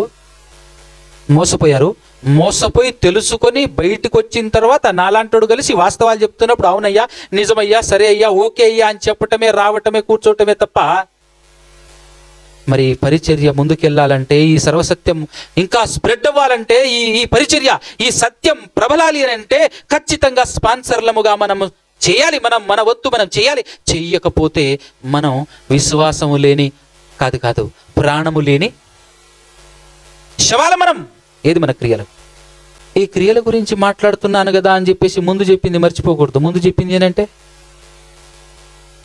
అపవిత్రత అంటకుండా తన ఘటమును, నీ ఇష్టానుసారమైన పనిమాల పనులు చేసుకుంటూ బూతులు మాట్లాడుకుంటూ కోట్లు ఇచ్చావనుకో పోయేది నరకమే. నువ్వు బూతులు మాట్లాడుకుంటూ, తప్పుడు మాటలు మాట్లాడుకుంటూ, పనికిమాల మాటలు మాట్లాడుకుంటూ, పాపాలు చేస్తూ, నిన్ను అపవిత్రురాలిగా చేసుకుంటూ, అపవిత్రుడుగా నువ్వు బ్రతుకుతూ, కోట్లు ఇచ్చిన దండగా అంటున్నాను. కోట్లు ఇచ్చిన బురదలో పోసిన పన్నీరు, బురదలో పోసిన అదైనా తీసుకొచ్చేసి కడుక్కున్నా తినొచ్చేమో కానీ అసలు ఇది మాత్రం అంతకన్నా పనికిరాదని చెప్తున్నాను. దేనికి పనికిరాదు. అది గుర్తుపెట్టుకోండి. అందుకోసమే ఫస్ట్ ఆ మ్యాటర్ చెప్పాను. ఫస్ట్ నువ్వు పవిత్రుడుగా ఉండాలి. ఆ తర్వాతే నువ్వు చేసే పరిచర్య, నువ్వు చేసే సపోర్ట్, నువ్వు చేసేటటువంటి సహాయం, దానివల్ల నీకు ఫలితం. అలాంటి క్రియే నేను పరలోకం చేరుస్తుంది. అలాంటి క్రియే నేను భక్తిలో నిలబెడతాది. అలాంటి క్రియ వల్ల నువ్వు భక్తిపరుడుగా నిలబడతావు. లేకపోతే దండగా ఉపయోగం లేదు, వ్యర్థమే. యేసుక్రీస్తు ప్రభువుల వారు కూడా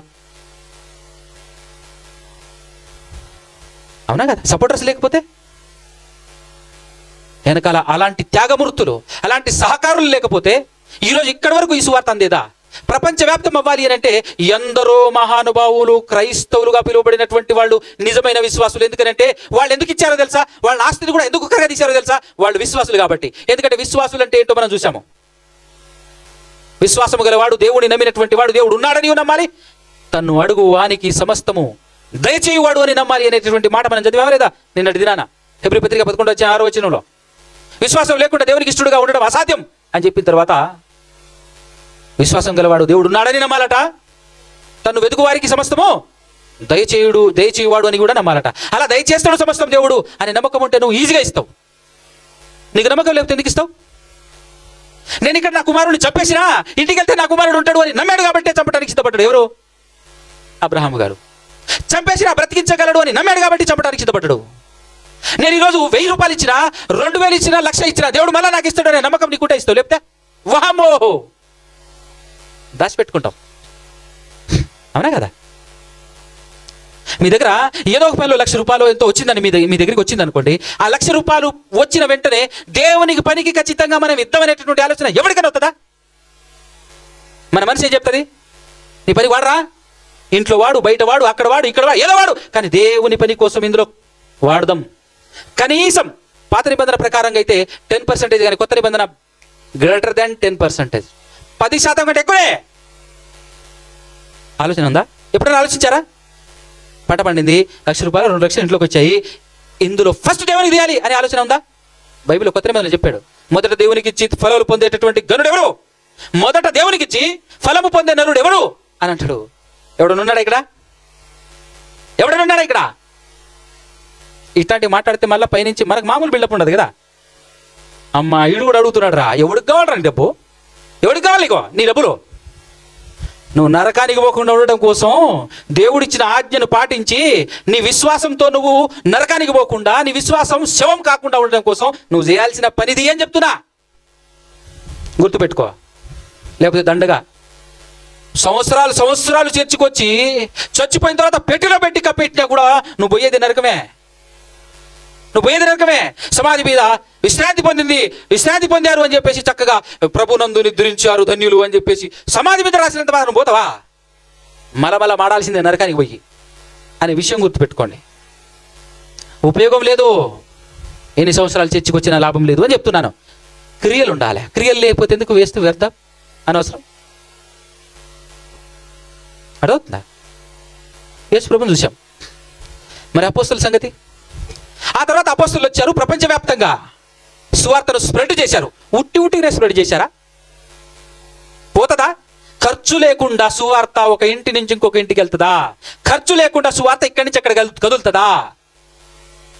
మనం ఈ నుంచి ఆడికి కదలాలంటేనే ఒంట్లో ఉన్న శక్తి, ఎనర్జీ కరగాలే.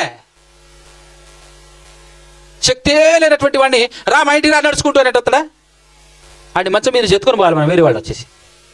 అలాగే సువార్త స్ప్రెడ్ అవ్వాలంటే ఖర్చుతో కూడుకుంది. దానికోసం విశ్వాసుల త్యాగం ఎంతో అవసరం. అది ఇవ్వకపోతే నువ్వు రావు పరలోకం అని చెప్తున్నాడు దేవుడు. దానికోసం నీ వంతుగా నువ్వు ఇవ్వకపోతే నువ్వు పోవు పరలోకం అని చెప్తున్నాడు దేవుడు.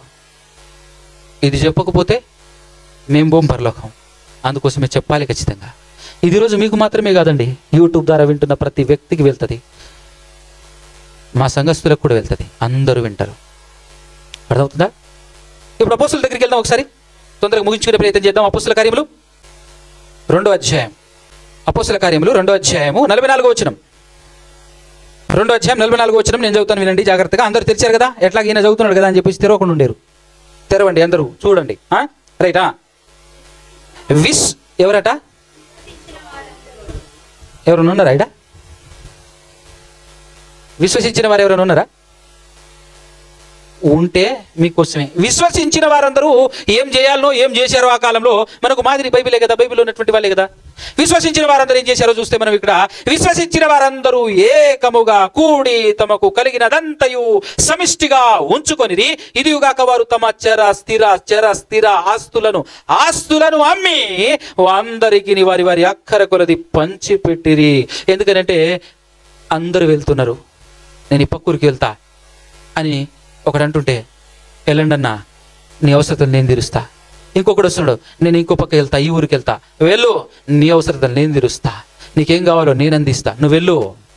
ఇదిగో ఫలానా చోట మీటింగ్ పెట్టాలనుకుంటున్నావు, ఎంత ఖర్చు అవుతుంది, నేను ఇస్తా. ఇది జరిగింది ఆ కాలంలో.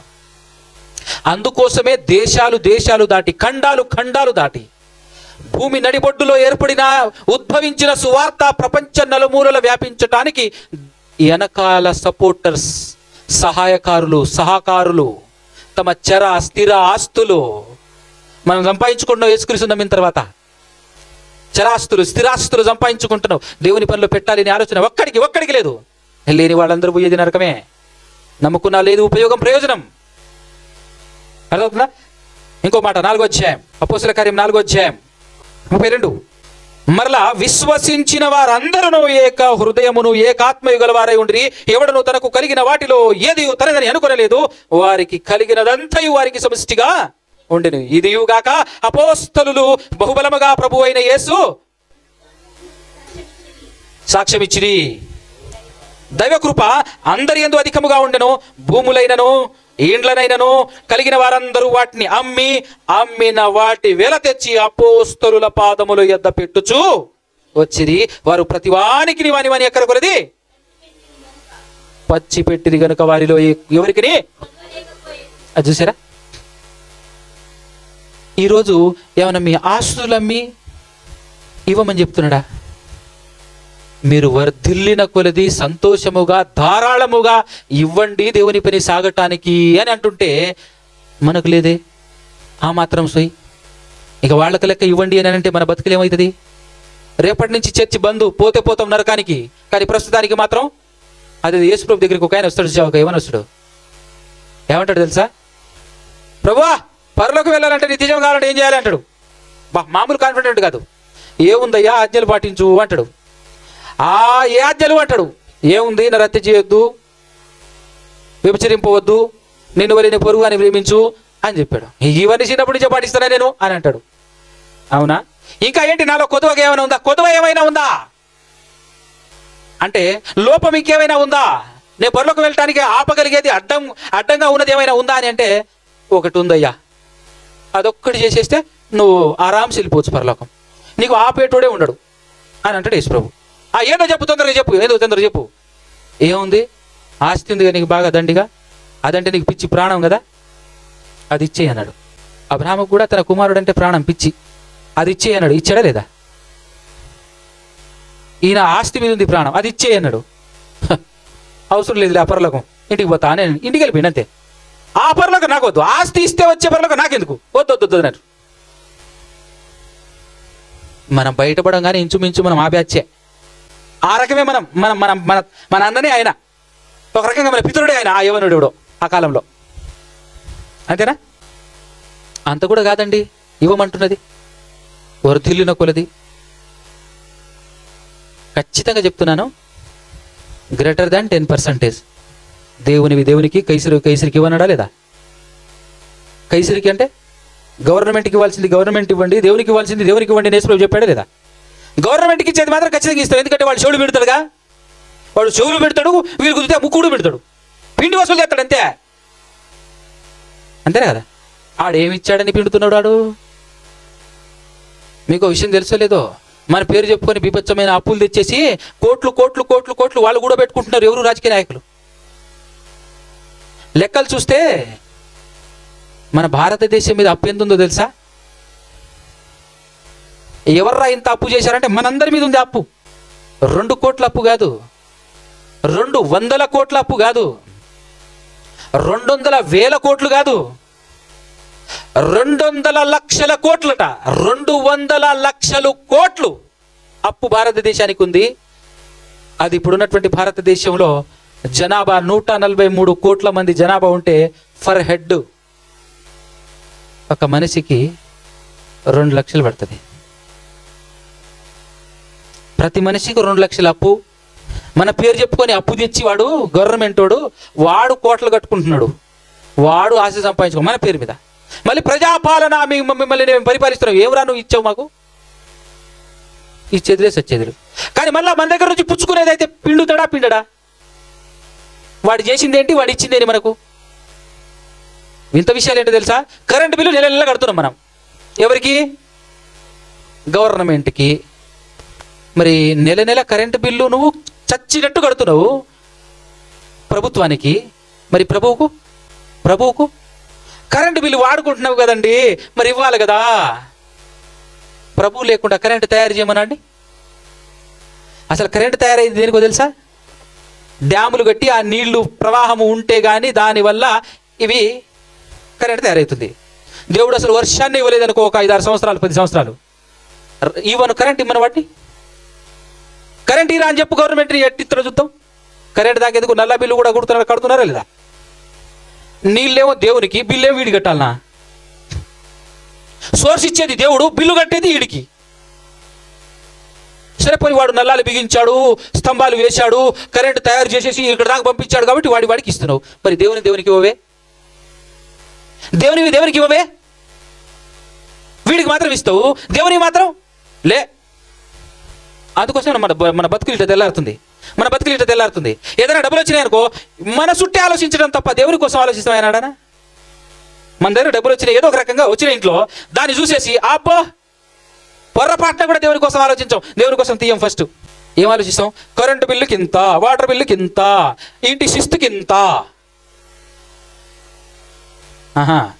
మరి దేవునికి ఏమి లేదు. మళ్ళీ పాస్టర్ అడగాలి, ఇవ్వండి అమ్మా. ఏం బాకీ ఆయన ఎందుకు అడగాలమ్మా? మనకు ఉండాలి కదా బుద్ధి. గవర్నమెంట్కి ఇస్తున్నప్పుడు ఆ గవర్నమెంట్కి సోర్స్ ఇస్తున్నది ఆయన, నీళ్లు ఆయనది, భూమి ఆయనది, పండించుకొని తింటున్నారు కదా భూమి. వీడికి శిస్తు కడుతున్నారు ఎందుకు? డ్యామ్ కట్టాడు, ఆడి నుంచి నీళ్లు మలుపుకొని కాలువలు తీసి ఆ కాలువల నీళ్లు నీ దగ్గరికి వచ్చేటట్టు చేశాడు. కాబట్టి శిస్తు కడుతున్నావు. మరి ఆ నీళ్ళు ఎవరివి? దేవునివి. ఏవి ఇవ్వవా? పండించుకొని తింటవేనాగా? నీ శరీరం ఎవరు ఇచ్చారు? దీనికి శిస్తు కట్టవా? దీంట్లో శక్తి ఎవరు నింపారు? ఆత్మ ఎవరు ఇచ్చారు? ఈ అవయవాలు ఎవరు నిర్మించారు? ఏమి ఇవ్వవా? ఎంత అన్యాయస్తులం మనం. మళ్ళీ ఈ మామూలు బిల్డప్ కాదు. ఏమనంటే ఫాస్ట్ గారు డబ్బులు అడుగుతున్నాడండి. అబ్బా నీ డబ్బులు అడుగుతున్నాడు. మరి ఇప్పుడు బంగాళాలు కట్టుకోరికా? సోకులకి ఏం తక్కువ కాదు, మనం మన మాటలకే తక్కువ కాదు, అసలు మామూలు జ్ఞానం కాదు అసలు. చెప్పాడు, నువ్వు నమ్ముకున్న యేసు ప్రభు కైసరవి కైసరికి, దేవునికి దేనికి అన్నాడా లేదా? మనం వింటేగా ఆయన మాట ఎందుకు గిట్ట మనం మనకి ఇష్టం వచ్చిన మనకు తోచినట్టు మనకు నచ్చినట్టు సాగుతాము. మళ్ళీ ఏంటంటే ఏమన్నా నమ్ముకున్నావు అంటే యేసు ప్రభు నమ్ముకున్నా అమ్ముకోవడానికా? ఇసుకలేదు వివిధ టైపా? ఏదో ఈయన నమ్ముకుంటే లాభాలు వస్తాయని చెప్పేసా? దీవిస్తాడటగా, ధనవంతులు అవుతారటగా, మంచి మంచి పెద్ద పెద్ద ఇల్లులు కట్టుకుంటారటగా, అందుకొచ్చి వచ్చిన ఆయన ఇస్తాడటగా, నువ్వేమి ఇవ్వవా? అవునా కదా? మరి ఎట్టా మరి? పాడైపోతున్న జనాలు నశించిపోతున్నారు, సువార్త లేక జ్ఞానం లేక నశించిపోతున్నారు. వాళ్ళకి సువార్త చెప్పాలని అన్ని చేయాలి. ఎందుకు ఆయనకి ఏమైనా తిండి లేకనా బతకలేకనండి ఆయన ఎందుకు చేస్తున్నాడు? ఈ మీటింగ్లు ఎందుకు పెట్టాలి? ఈ మీటింగ్లు ఎందుకు పెట్టాలి? ఆయనకు తెలియదు వాక్యం. నీట్గా చదువుతున్నాడు కదా, మరి ఇది ఎందుకు పెడుతున్నాడు? మీకోసం, మీతో పాటు ఉన్నటువంటి మిగతా వాళ్ళందరి కోసం. కొందరినైనా సర్వసత్యంలో నడిపిద్దాం, కొందరినైనా పరలోకం చేరుద్దాం, కొందరినైనా చేరుద్దాం అని చెప్పేసి ప్రయత్న పడుతున్నప్పుడు ఆయన సపోర్ట్గా మీరు నిలవాలనా వద్దా? మనం నిలబడాలనా వద్దా? మీరు మాత్రమే కాదు, నేనైనా ఎవడైనా సరే ఇది చేయాలనా వద్దా? ఎంత మడుగు చేస్తున్నారు? అది మన ఇంట్లో అవసరం ఉంటే అప్పు తెచ్చైనా సరే దీనికి లేవు లేవు లేవు యాడున్నాయి ఫాస్ట్ గారు చూడండి, లెక్కలు మొత్తం ఇప్పుడు చెప్తాం, దొంగ లెక్కలన్నీ చెప్తాం. అది ఇంట్లో అవసరం ఉంటే యాడ్ నుంచి వస్తాయి, వచ్చేస్తాయి అంతే. తప్పు కదా ఇది? ఏవి క్రియలేవి అంటున్నా, క్రియలేవి అంటున్నా. ఫస్ట్ దేవుని కోసం నా అవసరం ఆయన తీరుస్తాడు ఖచ్చితంగా. ఆయన మాట ఇచ్చినవాడు నమ్మదగినవాడు. నమ్మదగినవాడు అనే నమ్మకం నీకు ఉంటే నువ్వు ఇస్తావు. ఆయన నమ్మదగినవాడబ్బా, ఆయన పని మనం చేస్తే మన పని ఆయన ఖచ్చితంగా చేస్తాడు అని నీకు నమ్మకం అనేది, విశ్వాసం అనేది ఉంటే నువ్వేమైనా చేస్తావు. అది లేదా? అందుకోసమే ఈరోజు మాట్లాడుతున్నది విశ్వాసం గురించి. ఉందా? లేదు. అందుకోసమే లేవు క్రియలు. క్రియలతోనే చూపించాలి విశ్వాసం ఉంది అని. ఇచ్చి శోధించాలి. దేవుని పని చేసి చేసి చూపించాలి, నా దగ్గర విశ్వాసం ఉంది అని చెప్పాలి. అప్పుడు ఏమి చేయకుండా విశ్వాసం ఉంది అని అంటే అపోస్తలులకు సపోర్టర్స్ ఉండరు, లేకపోతే వాళ్ళు సువార్త ఎలా ప్రకటిస్తారు? అపోస్తలుల తర్వాత వచ్చిండు ఘనుడైనటువంటి మరొక అపోస్తలుడు. ఆయన ఎవరు? ఆయనకు సపోర్టర్స్ లేరా? చూద్దామా ఆయన గురించి ఒక మాట చూద్దాం. 2 కొరింథీయులకు రాసినటువంటి పత్రిక 8వ అధ్యాయం 1 నుంచి. సహోదరులారా, మాసిధోనియా సంఘములకు అనుగ్రహింపబడి ఉన్న దేవుని కృపను గురించి మీకు జాగ్రత్తగా వినండి. మాసిధోనియా అనేటటువంటి ఖండములో ఫిలిప్పి అనే ఒక ప్రాంతం ఉంది. ఆ ప్రాంతములో ఉన్నటువంటి క్రీస్తు సంఘం, ఆ సంఘానికి దేవుని కృప ఉందంట. ఆ సంఘానికి ఉన్న దేవుని కృప గురించి మీకు చెప్తా అంటున్నాడు. ఇప్పుడు నేను మీకు చెప్తున్నా. అక్కడ కొరింథీయులకు చెప్పాడు పౌలు గారు, ఇప్పుడు నేను మీకు చెప్తున్నా. వాళ్ళకు ఒక దేవుని కృప ఉందంట. ఆ దేవుని కృప అయినా మీ దగ్గర ఉందా? మీకుందా? దేవుని కృప మీకుందా? మీకుందో లేదో చెక్ చేసుకోండి. ఇప్పుడు అసలు ఏంటి ఆ దేవుని కృప? దేవుని కృపను గురించి వాళ్ళు కలిగి ఉన్న, వాళ్ళకున్న ఆ సంఘంలో అనుగ్రహింపబడి ఉన్న దేవుని కృప ఏంటి అని అంటే, ఎలా అయినగా 2వ వచనం, వారు బహుశ్రమల వలన పరీక్షింపబడగా అత్యధికముగా సంతోషించిరి, మరియు వారు నిరుపేదలైనను. నిరుపేదలంటే ఏంటంటే తెలుసా? రెక్కల కష్టం మీదనే బ్రతకటం తప్ప చిరాస్తి కానీ స్థిరాస్తి కానీ ఏమీ ఉండదు. చరాస్తిరాస్తులు ఏమీ ఉండవు. నిరుపేదలు అయినను వాళ్ళు నిరుపేదలైనను వారి దాతృత్వము బహుగా విస్తరించను అని అన్నాడు. ఏమంటాడు? వాళ్ళ దాతృత్వం రెక్కల కష్టంతో బ్రతుకుతున్నప్పటికీ కూడా వాళ్ళ దాతృత్వం అనేది బహు ఎక్కువగా ఉందట. అదే దైవ కృప. దేవుడు వాళ్ళకు అనుగ్రహించిన దైవ కృప ఇదేనట.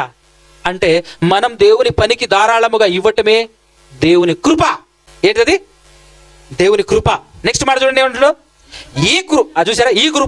ఈ కృపా విషయములోను పరిశుద్ధుల కొరకైన పరిచర్యలోను పాలు పొందు విషయములోను మనస్ఫూర్తిగా మనపూర్వకముగా మమ్మును వేడుకొనుచు వారు తమ సామర్థ్యము కొలదియే గాక సామర్థ్యము కంటే ఎక్కువగా తమంతట తామే ఇచ్చిరని మీకు సాక్ష్యం చెబుతున్నాను. వారే రిక్వెస్ట్ చేసి మరి ఇస్తున్నారట.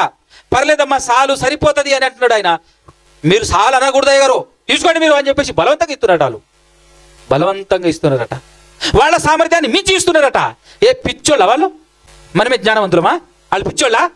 సామర్థ్యాన్ని మించి, నిరుపేదలైనప్పటికీ కూడా వాళ్ళ సామర్థ్యాన్ని మించి ఇచ్చారట. మన దగ్గరకు వచ్చినా మనసు రాదు మనకు. అందులో నుంచి ఆయన తీసి దేవుని కొరకు తీద్దామన్నా రాదు మనకు మనసు. ఎందుకు రాదు? లేదు నమ్మకం. విశ్వాసం ఉంటే వస్తుంది తక్కువ. వాళ్ళకు విశ్వాసం, నిండు విశ్వాసం ఉంది కనుకనే వాళ్ళు ఎలా ఇస్తున్నారు తెలుసా? లేకపోయినప్పటికీ, నిరుపేదలైనప్పటికీ కూడా వాళ్ళ సామర్థ్యాన్ని మించి ఇచ్చారట వాళ్ళు పౌలు గారికి. నెక్స్ట్ మాట, ఇదియుగాక 5వ వచనం, ఇదియుగాక మొదట ప్రభువునకును దేవుని చిత్తము వలన మాకును తమ్మును తామే అప్పగించుకొని ఇంతగా చేయుదురని. అబ్బా, మేము అసలు అనుకోలేదు, ఎక్స్పెక్టేషన్ కూడా చేయలేదయ్యా మా సంఘస్థులకి ఈ రేంజ్లో చేస్తారని అంటున్నాడు ఆయన. మాసిదోనియా వాళ్ళు ఇంత చేస్తారని అసలు మేము అనుకోలేదు అంటున్నాడు ఆయన. పౌలు గారి గురించి మాట్లాడాలంటే మళ్ళీ ఫిలిప్పీ పత్రికలోకి వెళ్తే ఇంకా చాలా ఉంటాయి. నా గురించి ఆలోచించి నాకు మీరు పంపించినటువంటి వస్తువులు పుష్కలంగా ఉన్నాయ్యా, నన్ను జ్ఞాపకం చేసుకున్నారు, నా శ్రమలు, నా ఇబ్బందులు, నా బాధలు, నాకు అవసరత ఇది ఉంటుంది అది ఉంటుందని మీ అంతా మీరే ఆలోచించి మీ అంతా మీరే నాకు చాలా వస్తువులు పంపించారయ్యా అని ఫిలిప్పీ పత్రికలో మాట్లాడుతూ ఉంటాడు. చెప్పుకుంటూ పోతే టైం ఎక్కువ అవుతుంది, మిమ్మల్ని మరి ఇబ్బంది పెట్టకూడదు అని చెప్పేసి ముగించే ప్రయత్నం చేస్తున్నాను. ముగించే ముందు ఒక మాట చెప్తాను. ఇప్పుడు మీరు ఎవరైనా ఇచ్చేటోళ్ళు ఉన్నారనుకోండి, ఇస్తున్నటువంటి వాళ్ళు ఉన్నారనుకోండి, ఇదంతా విన్న తర్వాత మీ ఫీలింగ్ ఎట్టుంటుంది? నేను మస్తు ఇస్తున్నా, నాకు ఏ విషయంలో ఇన్కమ్ వచ్చినా, ఏ రూపంలో నా దగ్గర డబ్బులు వచ్చినా అందులో ఖచ్చితంగా 10% మించే దేవుని కోసం ఫస్ట్ తీసిన తర్వాతనే నేను నా పనులు వాడుకుంటున్నాను. ఖచ్చితంగా ఎవరికైనా సహాయం చేయటంలో కానీ, ఎవరైనా పేద పెద్దలు ఉంటే వాళ్ళకు ఏదైనా చేయటంలో కానీ, అవసరతలు తీర్చడంలో కానీ, ఏదో సంథింగ్ అన్నీ చేస్తూ ఉన్నా. కాబట్టి నేను ఇలాంటి వాళ్ళల్లో పరిచయులు లాంటి వాళ్ళు ఉంటారు. పరిచయులు లాంటి వాళ్ళు అంటే యేసు ప్రభు చెప్తాడు, డబ్బా కొట్టుకునే రకం అనమాట. ఇచ్చింది ఈ రేంజ్లో ఉంటే అతను కొట్టుకునే డబ్బా ఈ రేంజ్లో ఉంటుంది అనమాట. ఇది ఎందుకు చెప్తున్నానంటే, నువ్వు ఇచ్చింది ఏదో ఇచ్చావు, ఇచ్చిన తర్వాత డబ్బా కొట్టుకున్నావు అనుకో, నీ తల నువ్వే పలగొట్టుకున్నట్లు లెక్క, అనమాట. అంత జ్ఞానివి నువ్వు.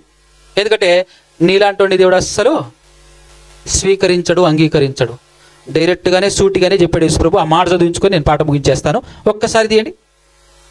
ఒకవేళ ఇచ్చిన తర్వాత డబ్బా కొట్టుకునే రకం ఉంటారు కదా, అలాంటి వాళ్ళు ఉన్నా కూడా వాళ్ళ వల్ల ప్రయోజనం లేదు. నువ్వు చేసిదండగా. మత్తయి సువార్త 6వ అధ్యాయము 1 నుంచి చూద్దాం. 6వ అధ్యాయం 1 నుంచి. మనుషులకు కనబడవలెనని వారి ఎదుట మీ నీతి కార్యము చేయకుండా జాగ్రత్త పడండి అంటున్నాడు. అంటే అది చాలా డేంజర్ అని కదా. జాగ్రత్త అనే మాట ఎక్కడ రాస్తారు? అనే కదా. మరి ఇది ప్రమాదం అనే కదా. జాగ్రత్త, అందరికి కనబడాలని జాగ్రత్త, మీ నీతి కార్యములు చేయకుండా జాగ్రత్త పడండి. లేని ఎడల పరలోకమందున మీ తండ్రి యొద్ద మీరు ఎలాంటి ఫలము పొందలేరు అంటున్నాడు. ఫలం పొందలేరు.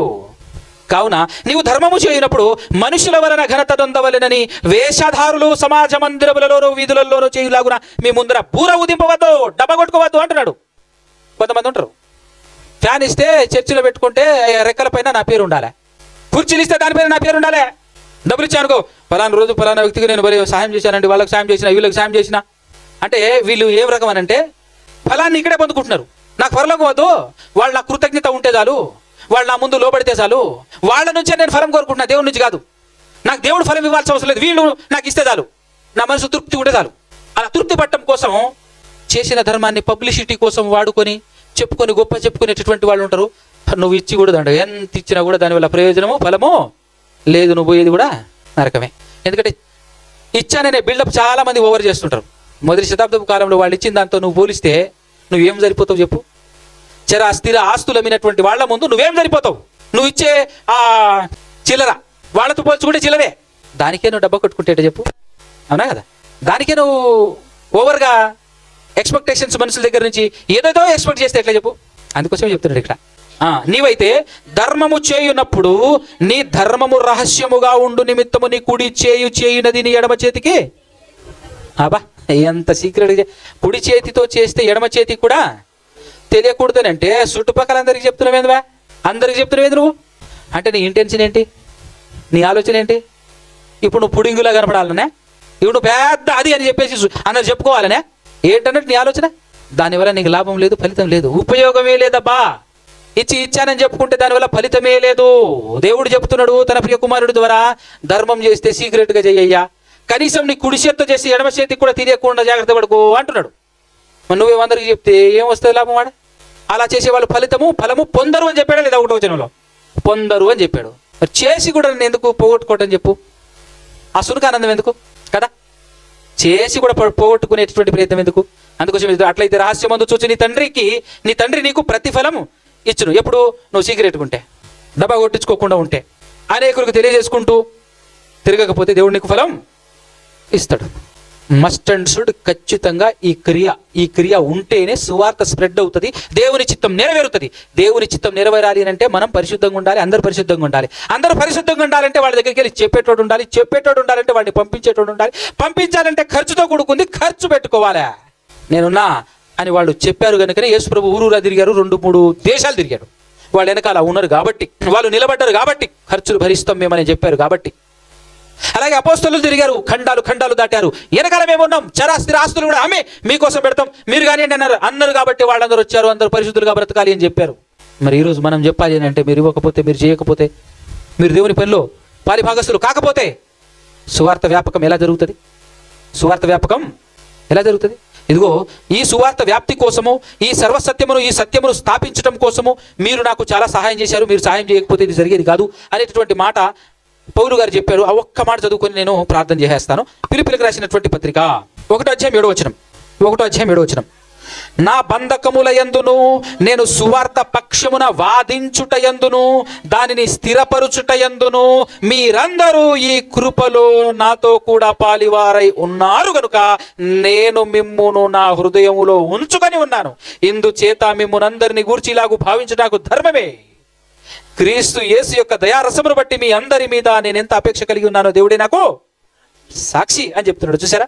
అంటే మీరందరూ చాలా గొప్పగా నాకు సహకరించారు, సహాయం చేశారు కనుకనే ఇదిగో ఈ సువార్త సత్యమును స్థాపించడానికి, ఈ సువార్త కోసం పోరాడటానికి, ఈ సువార్తను వ్యాప్తి చేయడానికి, వాదించడానికి, స్థిరపరచడానికి ఈ కృపలో మీరు నాతో కూడా పాలివారై ఉన్నారు కాబట్టి ఇదంతా జరిగింది. మరి మీరు పాలివారై లేకపోతే మీకు ఉండదు ప్రయోజనం, సువార్త బయటికి వెళ్ళదు. అలాగని సంఘంలో ఉన్నారని చెప్పుకున్నంత మాత్రాన, ప్రతి ఆదివారం ఆరాధిస్తున్నామని చెప్పుకున్నంత మాత్రాన మీకు పరలోకం రాదు, ప్రయోజనం లేదు. ఏమి లేకపోతే? క్రియలు లేకపోతే. 2 ఒకటి, నిన్ను నువ్వు కాపాడుకోవాలి పాపం లేకుండా. 2వది ఖచ్చితంగా, ఇప్పుడు కేవలం నిన్ను నువ్వు కాపాడుకుంటా పాపం లేకుండా అని అన్నారాదు పరలోకం, ఈ క్రియ లేకపోతే. ఈ క్రియ ఖచ్చితంగా ఉండాలి. ఈ క్రియ చేయకపోతే సువార్త స్ప్రెడ్ కాదు, బలపడదు, జరగదు. కాబట్టి ఈ విషయాలు మనసులో పెట్టుకొని ఇక నుంచైనా మారకపోతే మీరు చర్చికి వచ్చి ఉపయోగం ఉండదు. దేవుణ్ణి ధ్యానించి బైబిల్ చదివి ఇదిగో ఆదివారము ఇదంతా చేసి బాప్తిస్మం తీసుకొని ఇదేమి చేసినా ప్రయోజనం ఉండదు అని చెప్తున్నాను. పరలోకం వెళ్ళాలని డిసైడ్ అయి వచ్చిన తర్వాత నిద్రపోకూడదు, గట్టిగా ప్రయత్నం చేయాలి. ఎందుకంటే ఈ లోకం మనకు తెలుసు శాశ్వతం కాదు, అశాశ్వతమని. ఈ శరీరం శాశ్వతం కాదు, అశాశ్వతం తెలుసు. ఇక్కడ ఉన్న ఏ భోగ భాగ్యాలు కానీ ఏదైనా కానీ ఏది కూడా శాశ్వతం కాదు. శాశ్వత లోకానికి వెళ్ళాలనే గొప్ప నిరీక్షణ కలిగి ఉన్నప్పుడు దానికోసం గట్టిగా పనిచేయాలి, దానికోసం బలంగా నిలబడాలి.